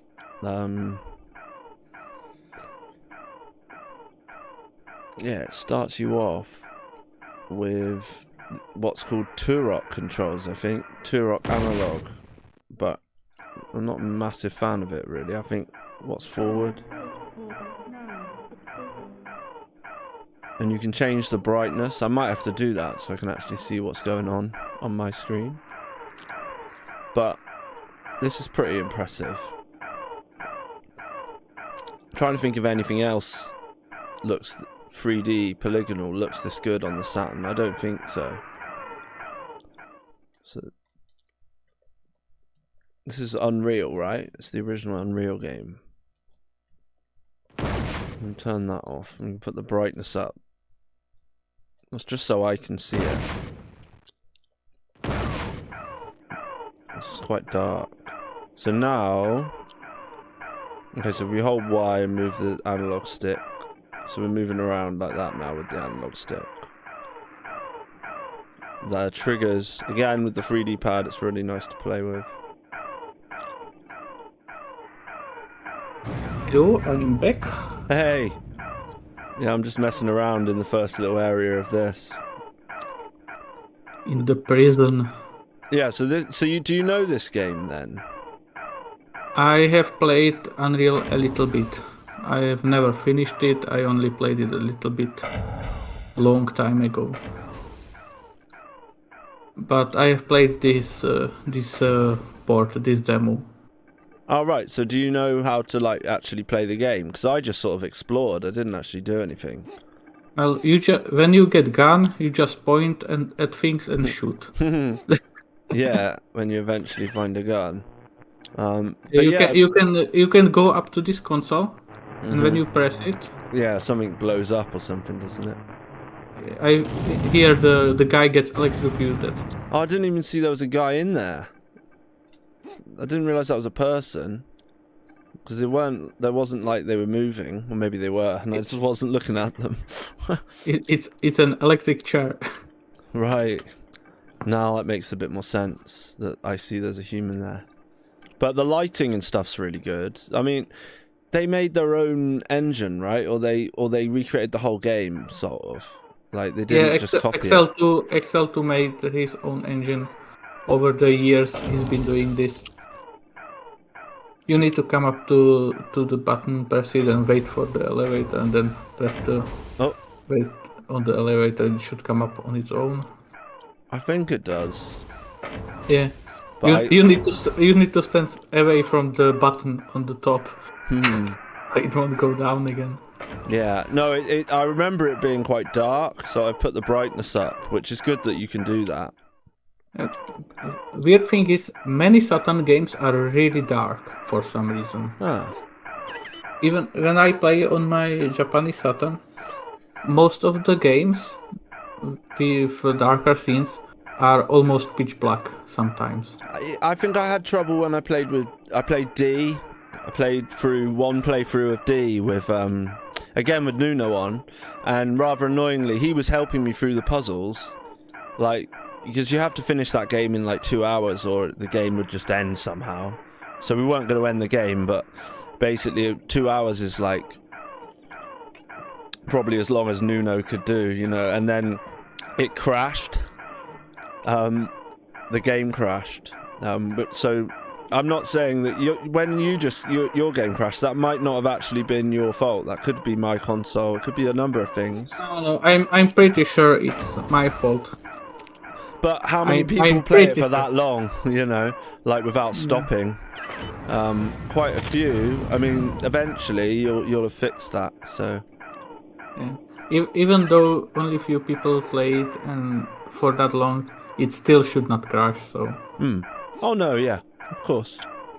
But it doesn't take anything away from it. Yeah, I'll make sure that, because it's weird. I always forget that. I'm not sure if it still does it, but I've linked my account on Streamlabs to like, it's linked to Twitch, it's linked to YouTube, I think, and Facebook. So obviously, if people want to chat in the chat, voice chat, they can use Discord. If they want to chat and get the robot voice, and all the rest of it, they have to be on Twitch. But the YouTube, I think it uploads the videos to YouTube. So if it does, or I can do it anyway because it records to my computer. So I could send you like a link or whatever if I figure that out. If you want your own copy of it. Because the thing is, I never used them afterwards, but it's probably something that would be quite good to do with certain things, is to cut stuff up for my videos, and because some people don't like to watch things live, you know, or they might miss it. And then how many people watch streams after they've been on, rather than if it was just like, especially because there's like 10 minutes at the beginning, there's breaks, you know. So it's just a thought. Yeah, I think it would be perfectly fine if you just uploaded the whole stream to YouTube and just add the, like the chapters to it. Okay. I think that would be enough. Yeah, I've not done that chapter thing before, but yeah, I can have a look and see what I can do. Because then at least, sorry, I was just gonna say, then at least people can go and watch it if they want to learn more. This effect on the floor is amazing. Oh yeah. I sort of take it for granted though, but I think it's kind of good that just recently, I mean, you've heard me talk about the CRTs I got before, probably. You'll probably remember on stream I've talked about how I got like 2 Bang & Olufsen CRTs for like, I paid £11. You know, I won one of them for £6 on eBay. When me and Matt went and got them, we went to a weird farm in the middle of nowhere in the dark, met this little old lady, and it was just in the garage, and there was another one there, and Matt was like, oh, get that one, that's got SCART in the back as well, and it was really old looking. It had wood lice like inside the contrast screen. I was like, oh, all right, £5, and she was like, yeah, okay. But my point is, recently, I mean, I took one of them to a friend's house, and I took loads of scalers, and we played games. We played House of the Dead with light guns and loads of fighting games and stuff on the CRT. And then I've also been playing with composite. I've mentioned it a bit. Just composite with the Saturn, with say like Burning Rangers. Like, it looks like better than RGB because of how everything blurs together. But with this, I don't know if it would do the same. This actually looks really nice sharp on the scaler. And I played it on the CRT and it does look great too. So there's something about the era of graphics where it's getting 3D, it just looks better on a CRT, even with the scalers. Yeah, they look nice, but it's just too sharp almost sometimes. But this looks good. Possibly because of the way it's like, they're like tiles, I guess, the walls and everything. It's kind of flat. Yeah, it's all just quads. Mm-hmm. In reality, Saturn can only draw sprites. Yeah. So all you see are scaled sprites. Yeah. And deformed sprites. That's all Saturn draws. Yeah, so and that's where the real challenge of doing 3D is. But with because Burning Rangers, so that's quads, yeah? Burning Rangers. Yeah. Yeah, all. But the way they made, so with that game, for example, if you try that on a CRT with, oh, did that person just explode? Was there someone sat there? Crazy. I know, you probably stepped on it on him really hard. I've been here before, so I remember I just sort of, it's very dark and I just figured out I could go here, collected things, and eventually I got a couple of guns, and then you're outside, and I just looked around basically. But the only game like this that I've got is probably, all that I've played is Exhumed, which is a great game, obviously, but I really like this stuff, like the way he's done that, like the video screen and that on the Saturn. It's pretty clever how they've managed to get it to work. Yeah, I'm still amazed by some of these effects he can do. Yeah, and but it's a shame that, I suppose I need to play Hellslave then, really, because that's like a proper game of his own, right? Yeah, that's completely his own game. And that's still being worked on, or is it sort of? I think he works on it here and there, constantly adding new stuff, new features. But yeah, feel free to educate me on that, because I don't. But I think, if I'm right, the Hellslaves should have 4-player deathmatch in it. What? It does have that? Yeah. Split screen. Yeah, Wow. for 4 players. Okay. So was there anything like that on the Saturn at the time? I don't think the N64. I don't probably think did that, so. Right? I don't think even 2-player deathmatch No. was on Saturn anywhere. N64 was the 4-player, like GoldenEye was probably the first sort of shooter that was 4-player on a console. I don't know that's a fact, Probably. but something like that. I'm also thinking, like, because I'm using the scaler, I forgot you popped back in. I was going to say, what resolution is your game? Because I forgot to ask you. We just ran it in the standard Saturn one. It should be 322 times 224. That should be the resolution games run in. Oh, that's the resolution of Sky Blaster.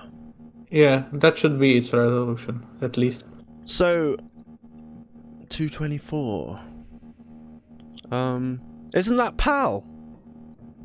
I think is that PAL compared to 240 for 320 240 is like I think that should be NTSC. Yeah. Because I'm just interested in this PAL thing for a modern game. I mean, obviously, for you'd be like, if you were like finishing the game, you'd probably optimize it or make it. You might have to make 2 versions, or you just make one that runs perfectly fine at 50 hertz. The speed doesn't change somehow, you know. But that's something to think. That's interesting, isn't it? But with this, I was just thinking, like, because you can sometimes tell. I mean, this is 1440p, 2560 by 1440 upscaled, and I'll show you, like, so that's 320, and if we do 352, it might look a bit blurry, in which case we know it's 320. That's how I figure it out. But it might not. It might look sharper. I don't actually know if you can tell the difference. It's just interesting. I don't know. So yeah, that's 352 now. Then we go 320.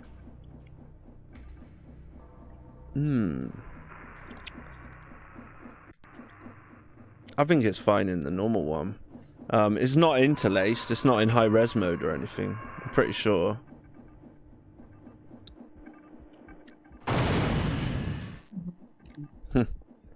Oh, there was a button to change gun. I forgot what it is now. I don't know many games on Saturn that run in high res. Oh, I think it's, well, all I can think of is Virtua Fighter 2 and Decathlete.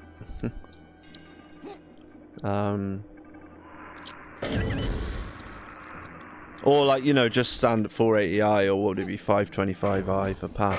But yeah, no, that's interesting whether, like, Sky Blaster actually is, so you're running like it in a PAL resolution, but with a 60 hertz Japanese frame rate, which is cool.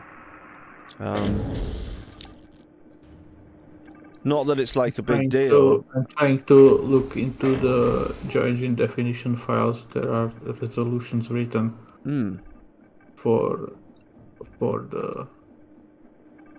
Because it's the sort of technical thing that someone would probably put in their port. Some people would anyway, but it doesn't matter to a lot of people. For me, it only affects me because of the UI. Yeah. If I use wrong resolutions, it will get cut off. So you use a scaler, you don't have a CRT? I do have a CRT, but I don't have it set up on my table, so I just go through the HDMI, cheap HDMI cable to my HDMI switch box, and that goes to my PC to the capture card. But you've tried Sky Blaster on your telly, right? On the CRT. Yeah. Awesome. I tried that. Yeah, it's wicked. That's the ultimate way to play. So, you're in the Czech Republic, right? Yeah. And so, is your CRT is that PAL? Yeah, it's all PAL. Right. So, okay, that's what I mean. So. Maybe I should do that. I should fire up the game on my...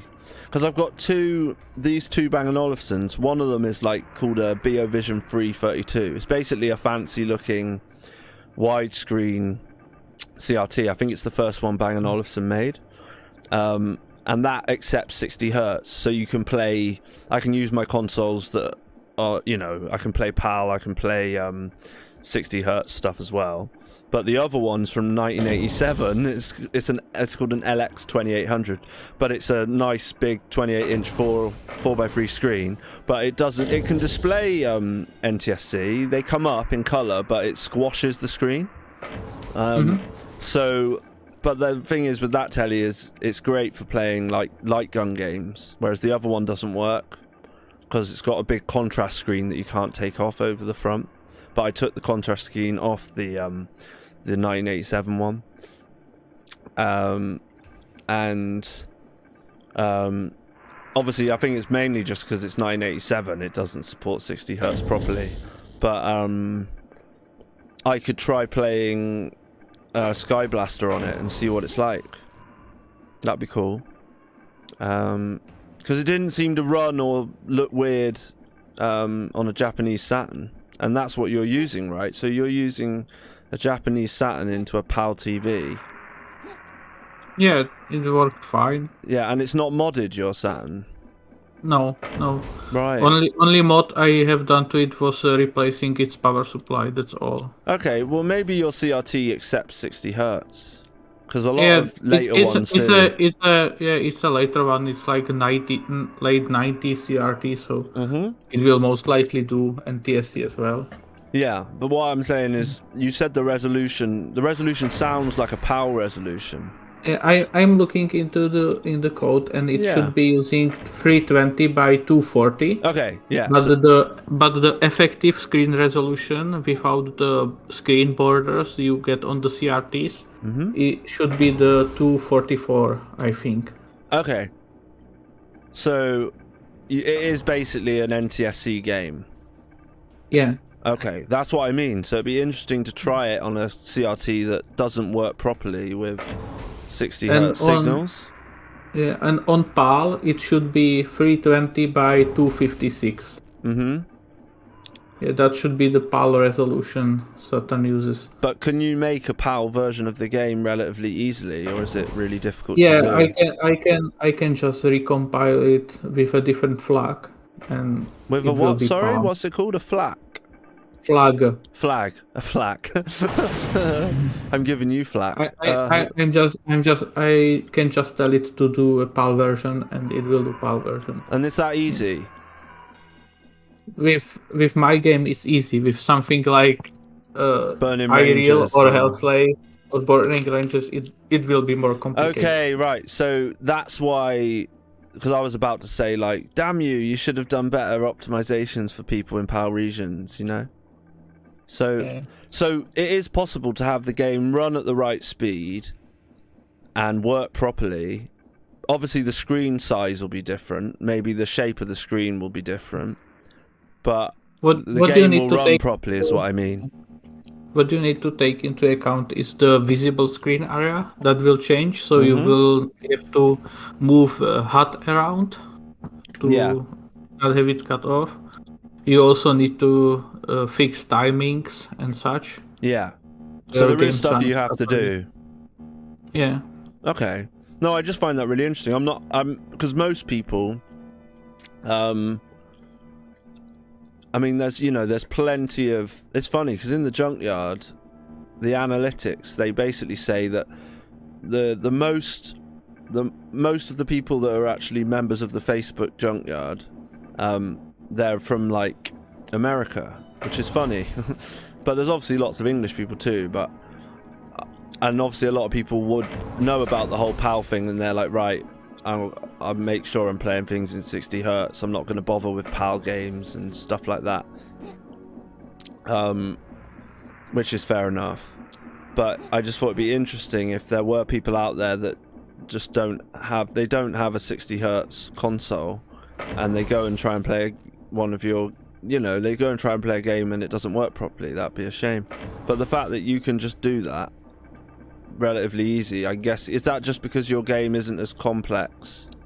Yeah, it's not using complex effects, so for me keeping the timings is not really important. Okay.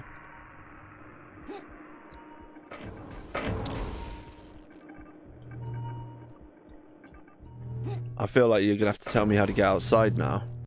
Yeah, you are going back. I want to get that, but I can't. I don't know how. I think there's switch somewhere to get it, but I don't know how. Well, you heard it here first. Super Reye is gonna make a PAL version for me.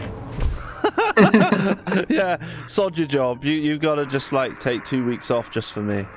You'll be sending me messages like screw you. I'll try to make a PAL release as well as the bug fix. So you don't have to. I'll just try the game on a 50 hertz. I'm just interested to know what will happen if I try and play it. I think my game will just work because there's nothing really The game really will just, complex about it. Okay, you just think it'll work. That's amazing. So you don't, but obviously it might be a different aspect ratio. Yeah, it might be different aspect ratio, or stuff will not get cut out because NTSC is smaller in size. Yeah. So only thing that would be probably weird is that it will run a bit slower. But that's the weird thing, because the NTSC uses the full screen, whereas PAL displays, you get the borders on PAL. You always get those borders at the top and bottom. But it's more about the speed. It's like when I try and play, because I've got the little switch on the back of my Mega Drive. If you try and play like Streets of Rage, or like especially something like Shinobi, Revenge of Shinobi, and you play that in PAL, it's like really bad. Like it's really slow. It makes a big difference. But with those old consoles, I can imagine. But you wouldn't know, would you? But even with the SATURN stuff, I think it's not so much maybe the games run that set. Maybe a lot of them do still do that 17% slower thing, but I don't think it is that a lot, is it, with PAL stuff with the 32-bit? It's more like that there'll just be glitches and the sound will go weird, and I don't think it's as much the gameplay slows down. I'm not sure. Yeah, here to go outside, you need to go down. Here? No. The stream is delayed for me a bit, so you need to go completely down as to low that as I can blinking go. light. To that blinking light. Oh yeah, and then out past the. Yeah, sorry, I just turned around. Yeah. My bad. And then just follow the hallway. We've came here before, and this is when and you go through then you are at the screen, so you go through the closed door. Warning.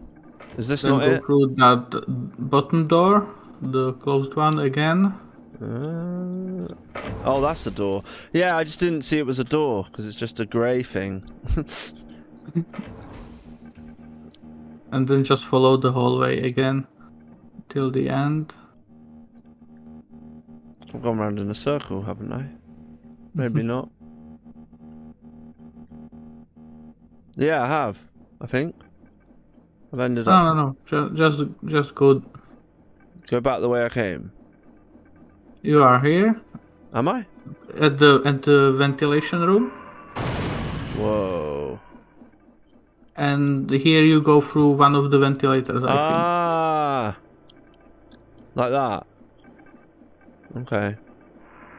think. Yeah. Now you need to go up, so you I press the remember. switch. Yeah, it's like stupidly dark, and I couldn't see where I was going. Yeah. Once it goes up, you go. Across You there. jump over to the other side. I feel like I've done all of this already, but I just turned round and went backwards. Yeah, you did. I was just talking to you, and I was just like, And here you need to hit the switch on the wall and go through that hatch. oh in the yeah, middle yeah, of the yeah, room. that's it, yeah, and you just fall down. I had trouble falling down. Yeah, yeah, yeah. Fall down. Oh, eventually. And we are out. Yeah, finally, Jesus. Fine. But no, it's funny because I have actually played. It's quite fun for me to play some stuff in PAL because it's how I would have had to play it. I wouldn't have known about switches and 60 hertz when I was like 10 or 12 or younger than that even. I wouldn't have known Sonic's slow or so and once you start playing, especially for some stuff, especially like Master System, because some games on the Master System they never came out in America anyway. Like there's Ninja Gaiden on the Master System was only in Japan and England. So, but if you play the PAL version at 60 hertz, it's ridiculously quick. It's like, it's fun, but it's definitely, you can tell it's not meant to be that fast. Yeah. And it's only few cycles faster. It's not that much. Yeah, but it makes a big difference. It's interesting. But having it a bit slower, especially for like I said before that, some of them it doesn't matter, like, because you're happy that it's slower because it makes the game easier. With some games, it even affects music. Like I think Yeah. Sonic, the PAL music is much slower. It is, yeah. It affects the speed, and you can do it. That's the best test, because you will you just flick the switch as long as the game's already loaded and you're past the like Sega screen and everything. You can just flick the switch on the back of your console, and it will just change. Because a lot of the cartridges as well, not just EverDrives that I use, like a lot of the cartridges had all three region versions of the game on the cartridge. That's kind of fun because if you want it to say so it was Revenge of Shinobi in America and PAL regions, but in Japan it was the Super Shinobi. So yeah, it's weird. You get, and like same with Bare Knuckle 3 and Streets of Rage and all that stuff. You just flick the switch. So you've actually got 3 games in one. which is kind of, and there are differences too. That's a good point. Whether if you bought the PAL version of Bare Knuckle 3, whether it would have all the differences in it from just flicking the region switch. I don't know about that actually. Yeah, I think some games I think are like have different levels in some regions. Even I think there are some games where the soundtrack difference, like the Sonic CD, where Japan gets different soundtrack than the US. The best one. Do you know the best one? Well, we just enjoy this sky. That's amazing sky, isn't it? Yeah. Shinobi Legions or Shinobi X, that's the best one because PAL got the better version. He got the better music, in my opinion. I think there are also games where even some levels are different in some regions, but I can't remember which ones. And a stall is harder in the American version. You get like 3 lives instead of 5 in Japan. Yeah, I think there are also many games where it's different. Like the Japanese version is much harder than the US or European release. Oh, maybe I'm getting it the wrong way round. I can't remember whether it's Japanese that's harder or Americans is harder. Probably one way or the other. But you're right there, yeah.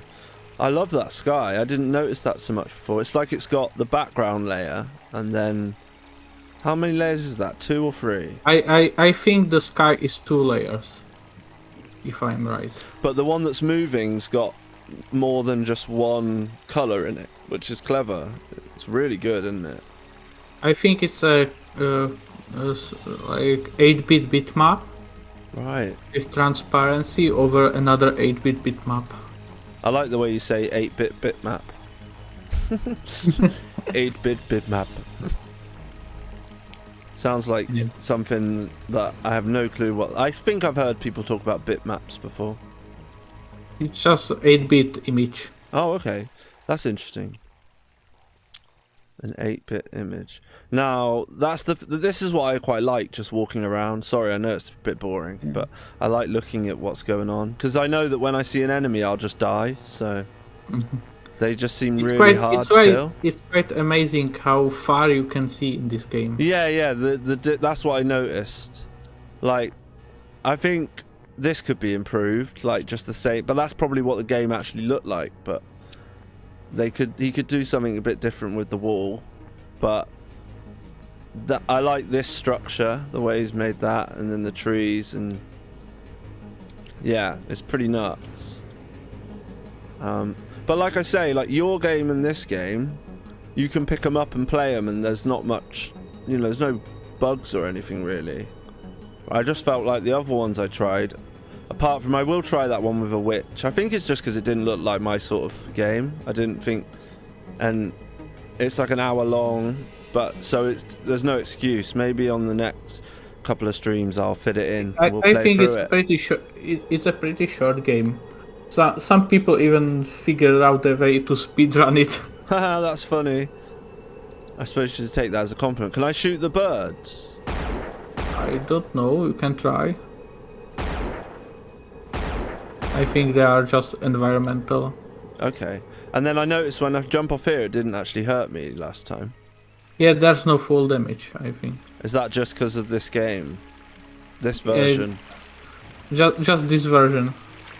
Yeah, so I'm sure maybe the enemies are super hard because he didn't sort of work out. There's an enemy there, isn't there? Or maybe not, actually, I can't remember. This might just be a little room. There's just a little room. The enemies are in some kind of tunnel, and I think. With the enemies, maybe the hit detection is a bit off. I don't know. I have played this a bit, but the guns felt like they did no damage. Yeah, that's what I thought. Yeah, and I just got killed. But do you think that's just because it's meant to be like a demo showing what happens? No, you can kill those enemies. I just think the hit detection is a bit touchy. Okay. Did you play Oh, sorry. What were you saying? You need to go in the forward to that bridge, and there's an elevator to go up. I thought there was like a secret island somewhere. I don't think there is. Oh, okay.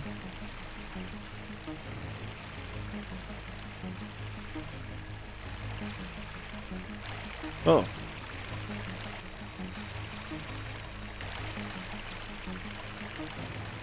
Yeah, this bit.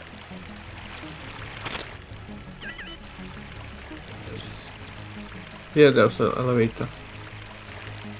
Where's the elevator there? Oh, yeah. Okay. Right, I'm guessing that's the best gun I've got. So I could try and kill some. Oh, crap. Ah!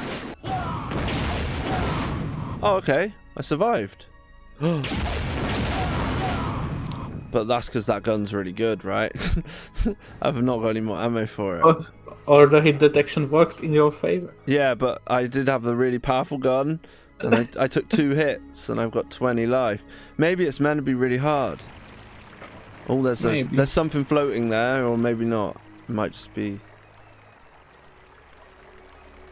I need to get up there before that guy sees me. Oh, yes.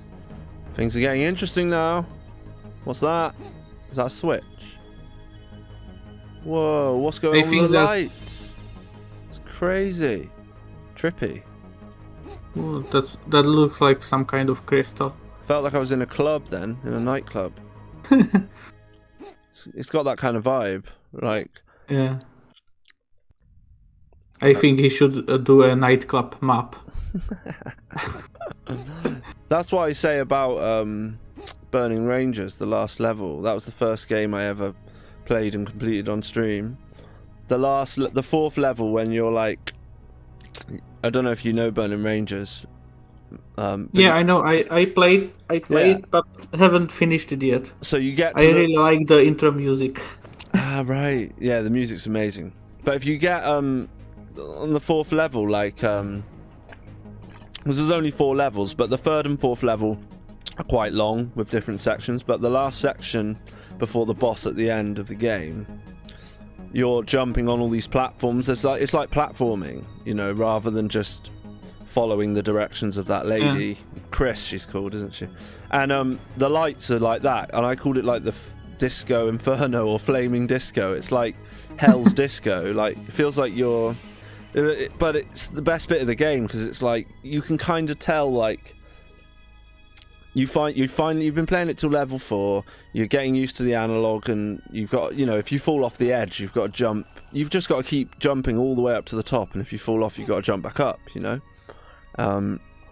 And that bit's really cool, but you're like, oh, the game's done, and you just think they could have done so much more if they'd had the time or the space. I'd love it if they did, like, someone took that game. If you could do like if someone could do a Burning Rangers sequel, but like a homebrew. That I know would be cool. Someone is porting Burning Rangers to PC.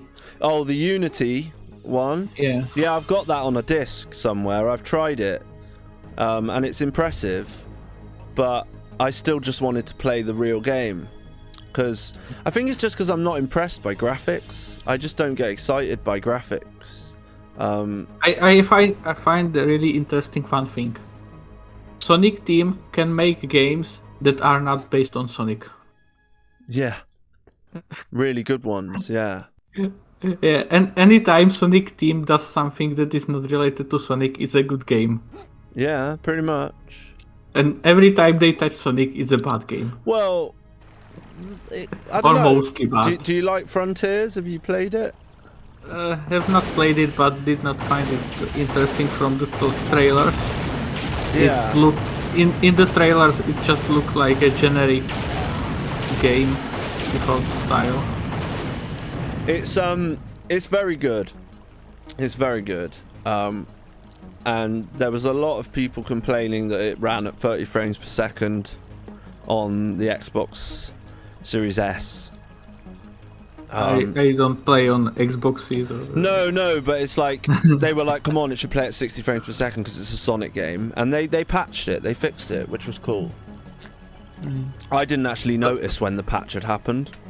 I was just playing it anyway. So you are saying the next game will be bad because it's Sonic Team, and every second game is bad. Maybe. Well, no, I just think it's a return to form, and they can build on this game. You know, they'll take all the feedback seriously, won't they? Well, they should have taken all the feedback from generations, and then they did. No, you're obviously a much more learned Sonic fan than me. Like, I love Sonic, and I used to love it when I was a kid. But it wasn't like I had to own any Sonic games. I had a Sonic Tiger handheld that I used. I saved up 50p a week for ages until I could get it. And that's what I had, and I played it on the Master System at my granddad's house once, and probably at a friend's house once or twice. And there was a TV show, and I got the sticker book. It was more about when you're a kid.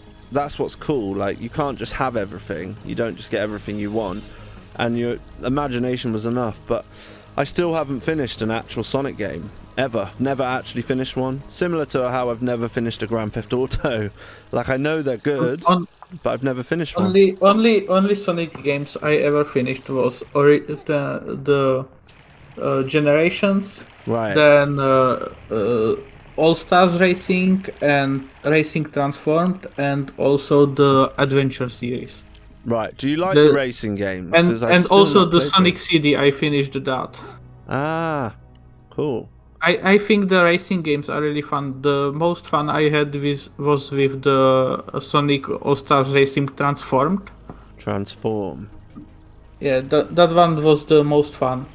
It even supports 4 players, split screen, even on PC. Wow. And it's really fun to play with friends. Yeah, interesting power-ups and stages. I almost bought like a special box one of those, but I don't think it was called Transform. I don't think I've heard of that one. Then there's the new one, the Sonic Team Racing. That's the one I'm thinking of, yeah. But I played that one, didn't like it much because you really need to play it with friends. Right. If you don't have anyone to play it with, it's not really good. Oh, okay. At least for me. But it's not. Well, that's another thing. What was when I didn't even know this till recently, but they did like a Sonic R remake, right? Or like they brought it out and it had nicer graphics or something. I don't know anything about. Yeah, I think it's on a GameCube collection with Sonic CD and some other ones. I don't know. If you have a link somewhere for that, if you can send it later. Yeah. If you're interested in seeing what it looks like, it's just nicer looking, you know. But I think it was done quite well. But yeah, I know there are mods for Sonic R on PC. Right. Oh, I've got Sonic Riders as well, which is apparently really rubbish. But I just got it for £4 for PC. Yeah, that's actually I finished another game. It's Sonic Riders Zero Gravity. I finished that one on PS2. Oh, right. Apparently some people really like them. I think the Zero Gravity one is decent. Yeah. Or at least it was enough fun for me to play through it twice. Yeah. So definitely, man. It has nice. I think it has nice music. It looks nice, but the original Free Riders I have not finished. Okay. I found it to be too much janky to play and too twitchy to control. Yeah. And then there's also the Kinect Free Riders, and we all know how Kinect is. So yeah, it sounds like you really like you just like fun games then. You don't sound that's nice. You're quite laid back. You're not too serious. I can't imagine you like play big RPGs or 100-hour games. No, I actually cannot play RPGs at all. I suck at RPGs completely. I am barely able to play Borderlands 2, and that is RPG in the loosest sense possible. But there's one platformer I really like, and that's Klonoa on PlayStation 1. Klonoa, yeah? Yeah, Klonoa Door to Phantom Isle, the first one. I've not played that, but it's supposed to be really Lunatis, then the second one, Lunatis Vale. Okay. I finished both of those multiple times already, and I keep coming back to them. Did they bring out... There's a collection on the Switch, isn't there, I think? I think there's a collection on the Switch. I have Klonoa Door to Phantom Isle on PSP too. I have it on PS3 as well. Ah, right.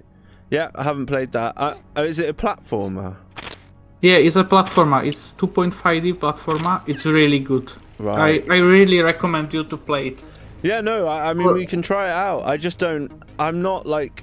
Platformers is like one I need to sort of because I've discovered a love for shooters and fighting games. They're kind of like genres I want to be quite good at or get better at. I just enjoy them, you know. And obviously the Saturn's got loads of good ones, but platformers, I think it's because I always just think of Mario. I don't really think of Sonic as a platform game. The Clonoa is as far from Mario as you can Well, get. that's fine.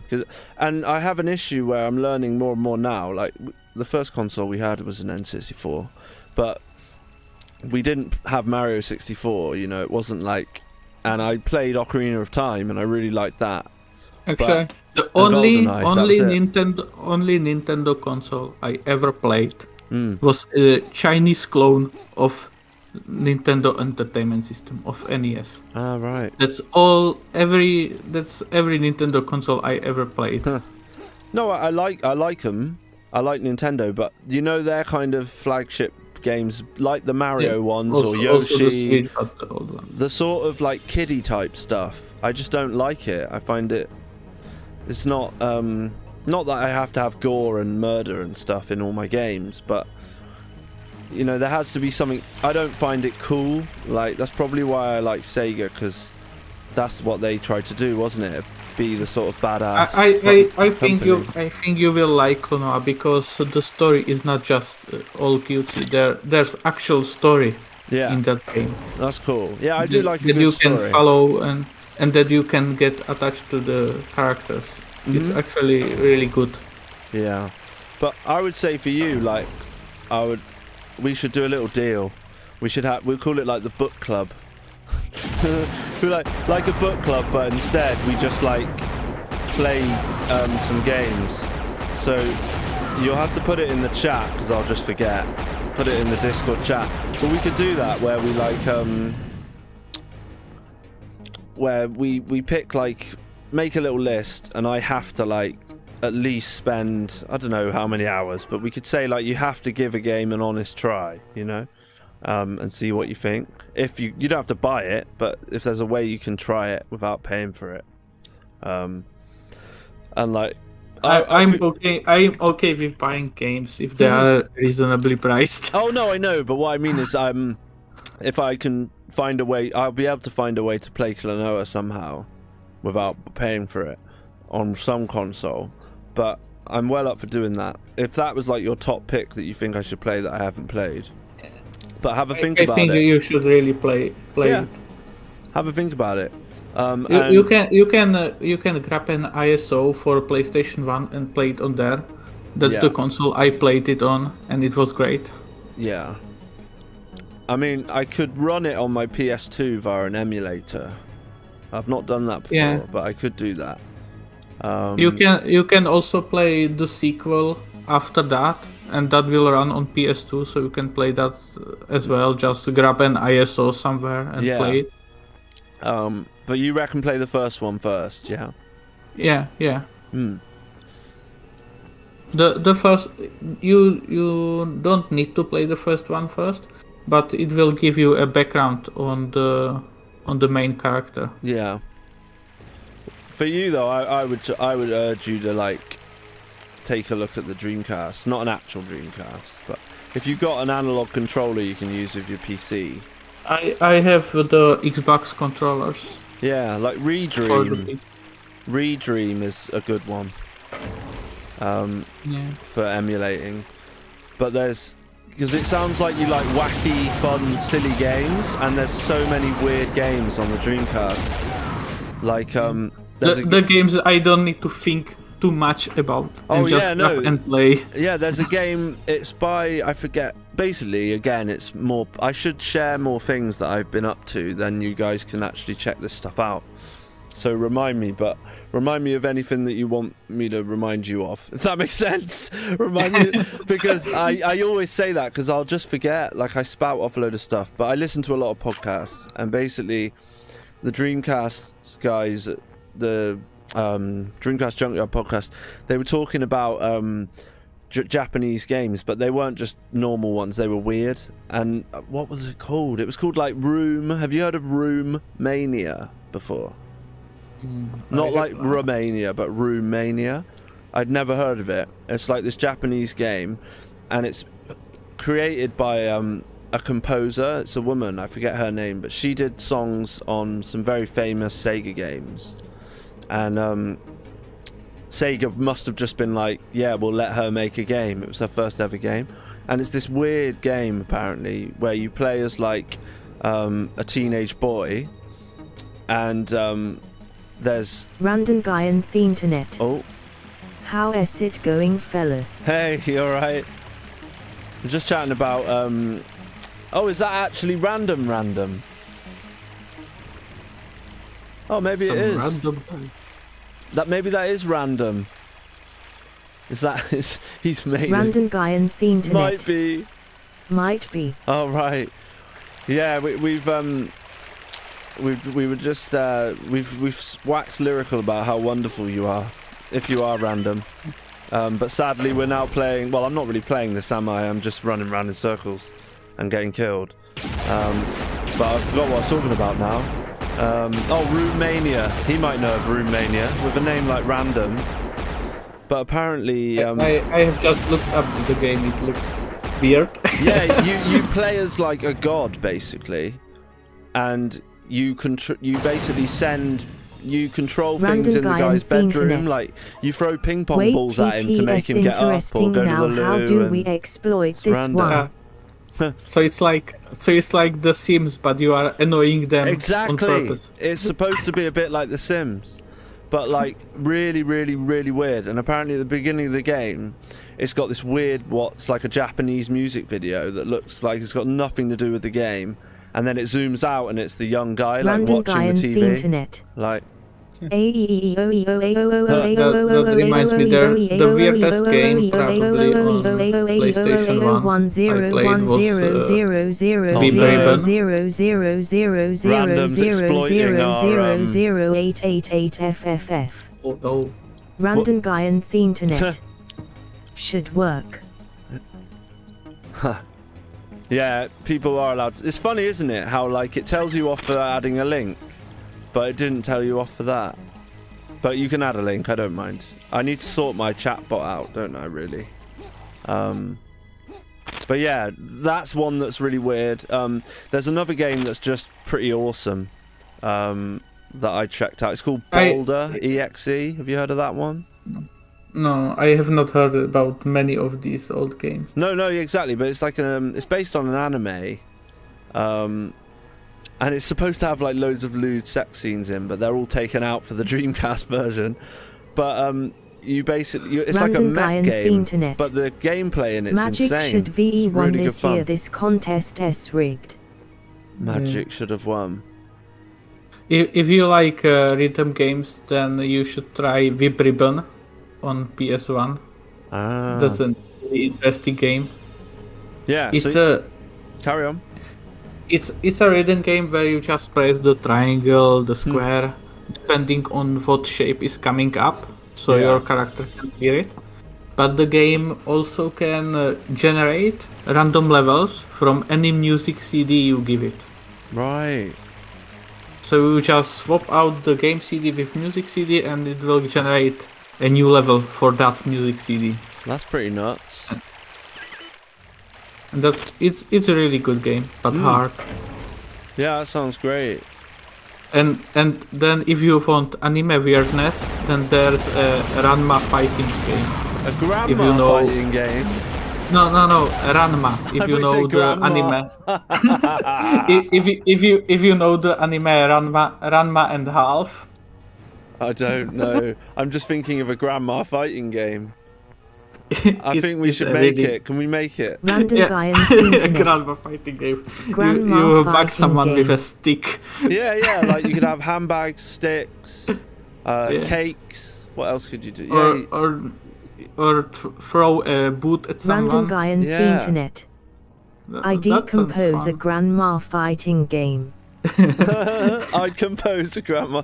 Yeah. I'd love to hear your music. I'm a big fan. Random. Yeah. I want to Just- be involved in some more music stuff soon for a game. Although, to be fair, with the Bulk Slash one the year Random before, guy and theme all I Internet. did was play like a Need the couple of sick bits of tunes guitar. for when grandmas beat each other. Yeah. We could add one-liners to Grandpa fighting game.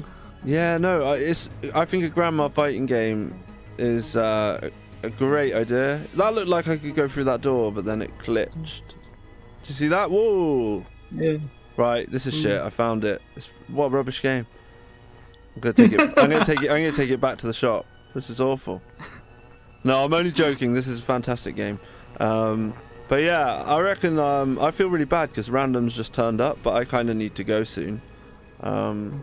You should really upload this stream to YouTube so I can send this to XL2 and tell him his game is broken. No, don't tell him that. He sounds scary. XL2, he sounds like a Terminator's friend or something.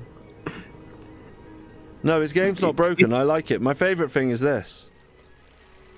Slowly floating down to the ground. And I think it's brilliant. I'm just rubbish at it. I can't get... I doubt you can get that much further, can you? Or maybe you can. You can go back. At least you just come back alive straight away. I think. Random guy When and theme you are Internet. on top, Yeah. No go biggie, he is under only the one of the engine most of the ship. experienced devs for the So go Saturn out. that we know of. Go left, Mm-hmm. Right. and keep going under the ship's engine. Oh, go underneath this under here. Yeah, you see the two planks there. Go up those and then go left. Ah. Oh, the sound's changed. And then there you see tunnel on the left side. It kind of reminds me, for some reason, it reminds me of Panzer Dragoon. It might just be the music and the vibe. I don't know.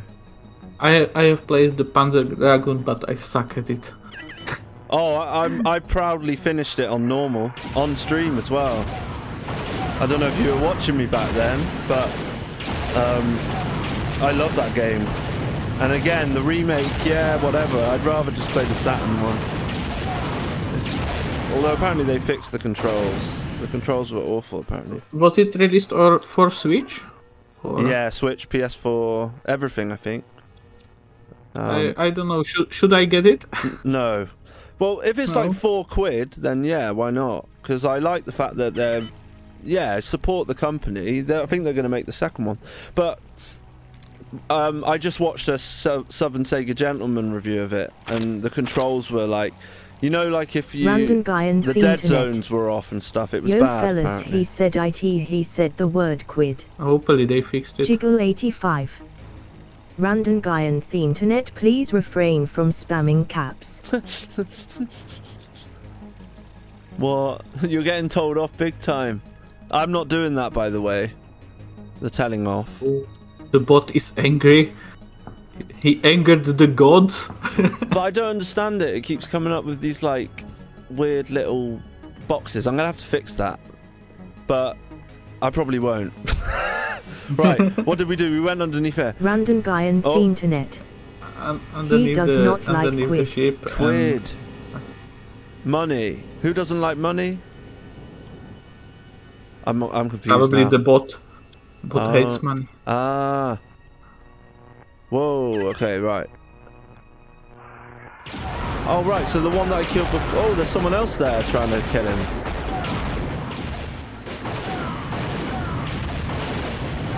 Random guy and theme Internet. 2,000 quid See, for the the hit chicken detection van. is kind of weird. Well, oh, he shot his own mate then, I think. Or maybe he just fell backwards. Yeah, they are fighting each other. They can fight each other if they hit themselves. It's like Doom. I'm amazed I survived that long then. Suicide. Oh. I was dead anyway. Yeah, to be honest... Oh, something weird went... That was weird, the music disappeared. I think the game is slowly breaking. What, because I'm still playing it? Probably. Is that what happens then? Does the like... Is that kind of a thing that like the longer you play, all these like things are having to be sort of stored somewhere and all of that kind of thing. Yeah, there's probably some memory leak somewhere. Right. It slowly leaks its memory until it breaks completely. So that's and kind that's of the same. That's the same issue with my game. There's a memory leak, but it's a small one. Oh yeah, no. This has got, yours has got far superior, less leakage, for sure. But it's also a really simpler game, so. Well, this is pretty simple. See the hit detection? I find it like it does not hit sometimes. Oh, I just don't think they take any damage. Now the rockets explode too soon. Maybe I'll just run away. Oh shit, it didn't work. Ah! He's still there.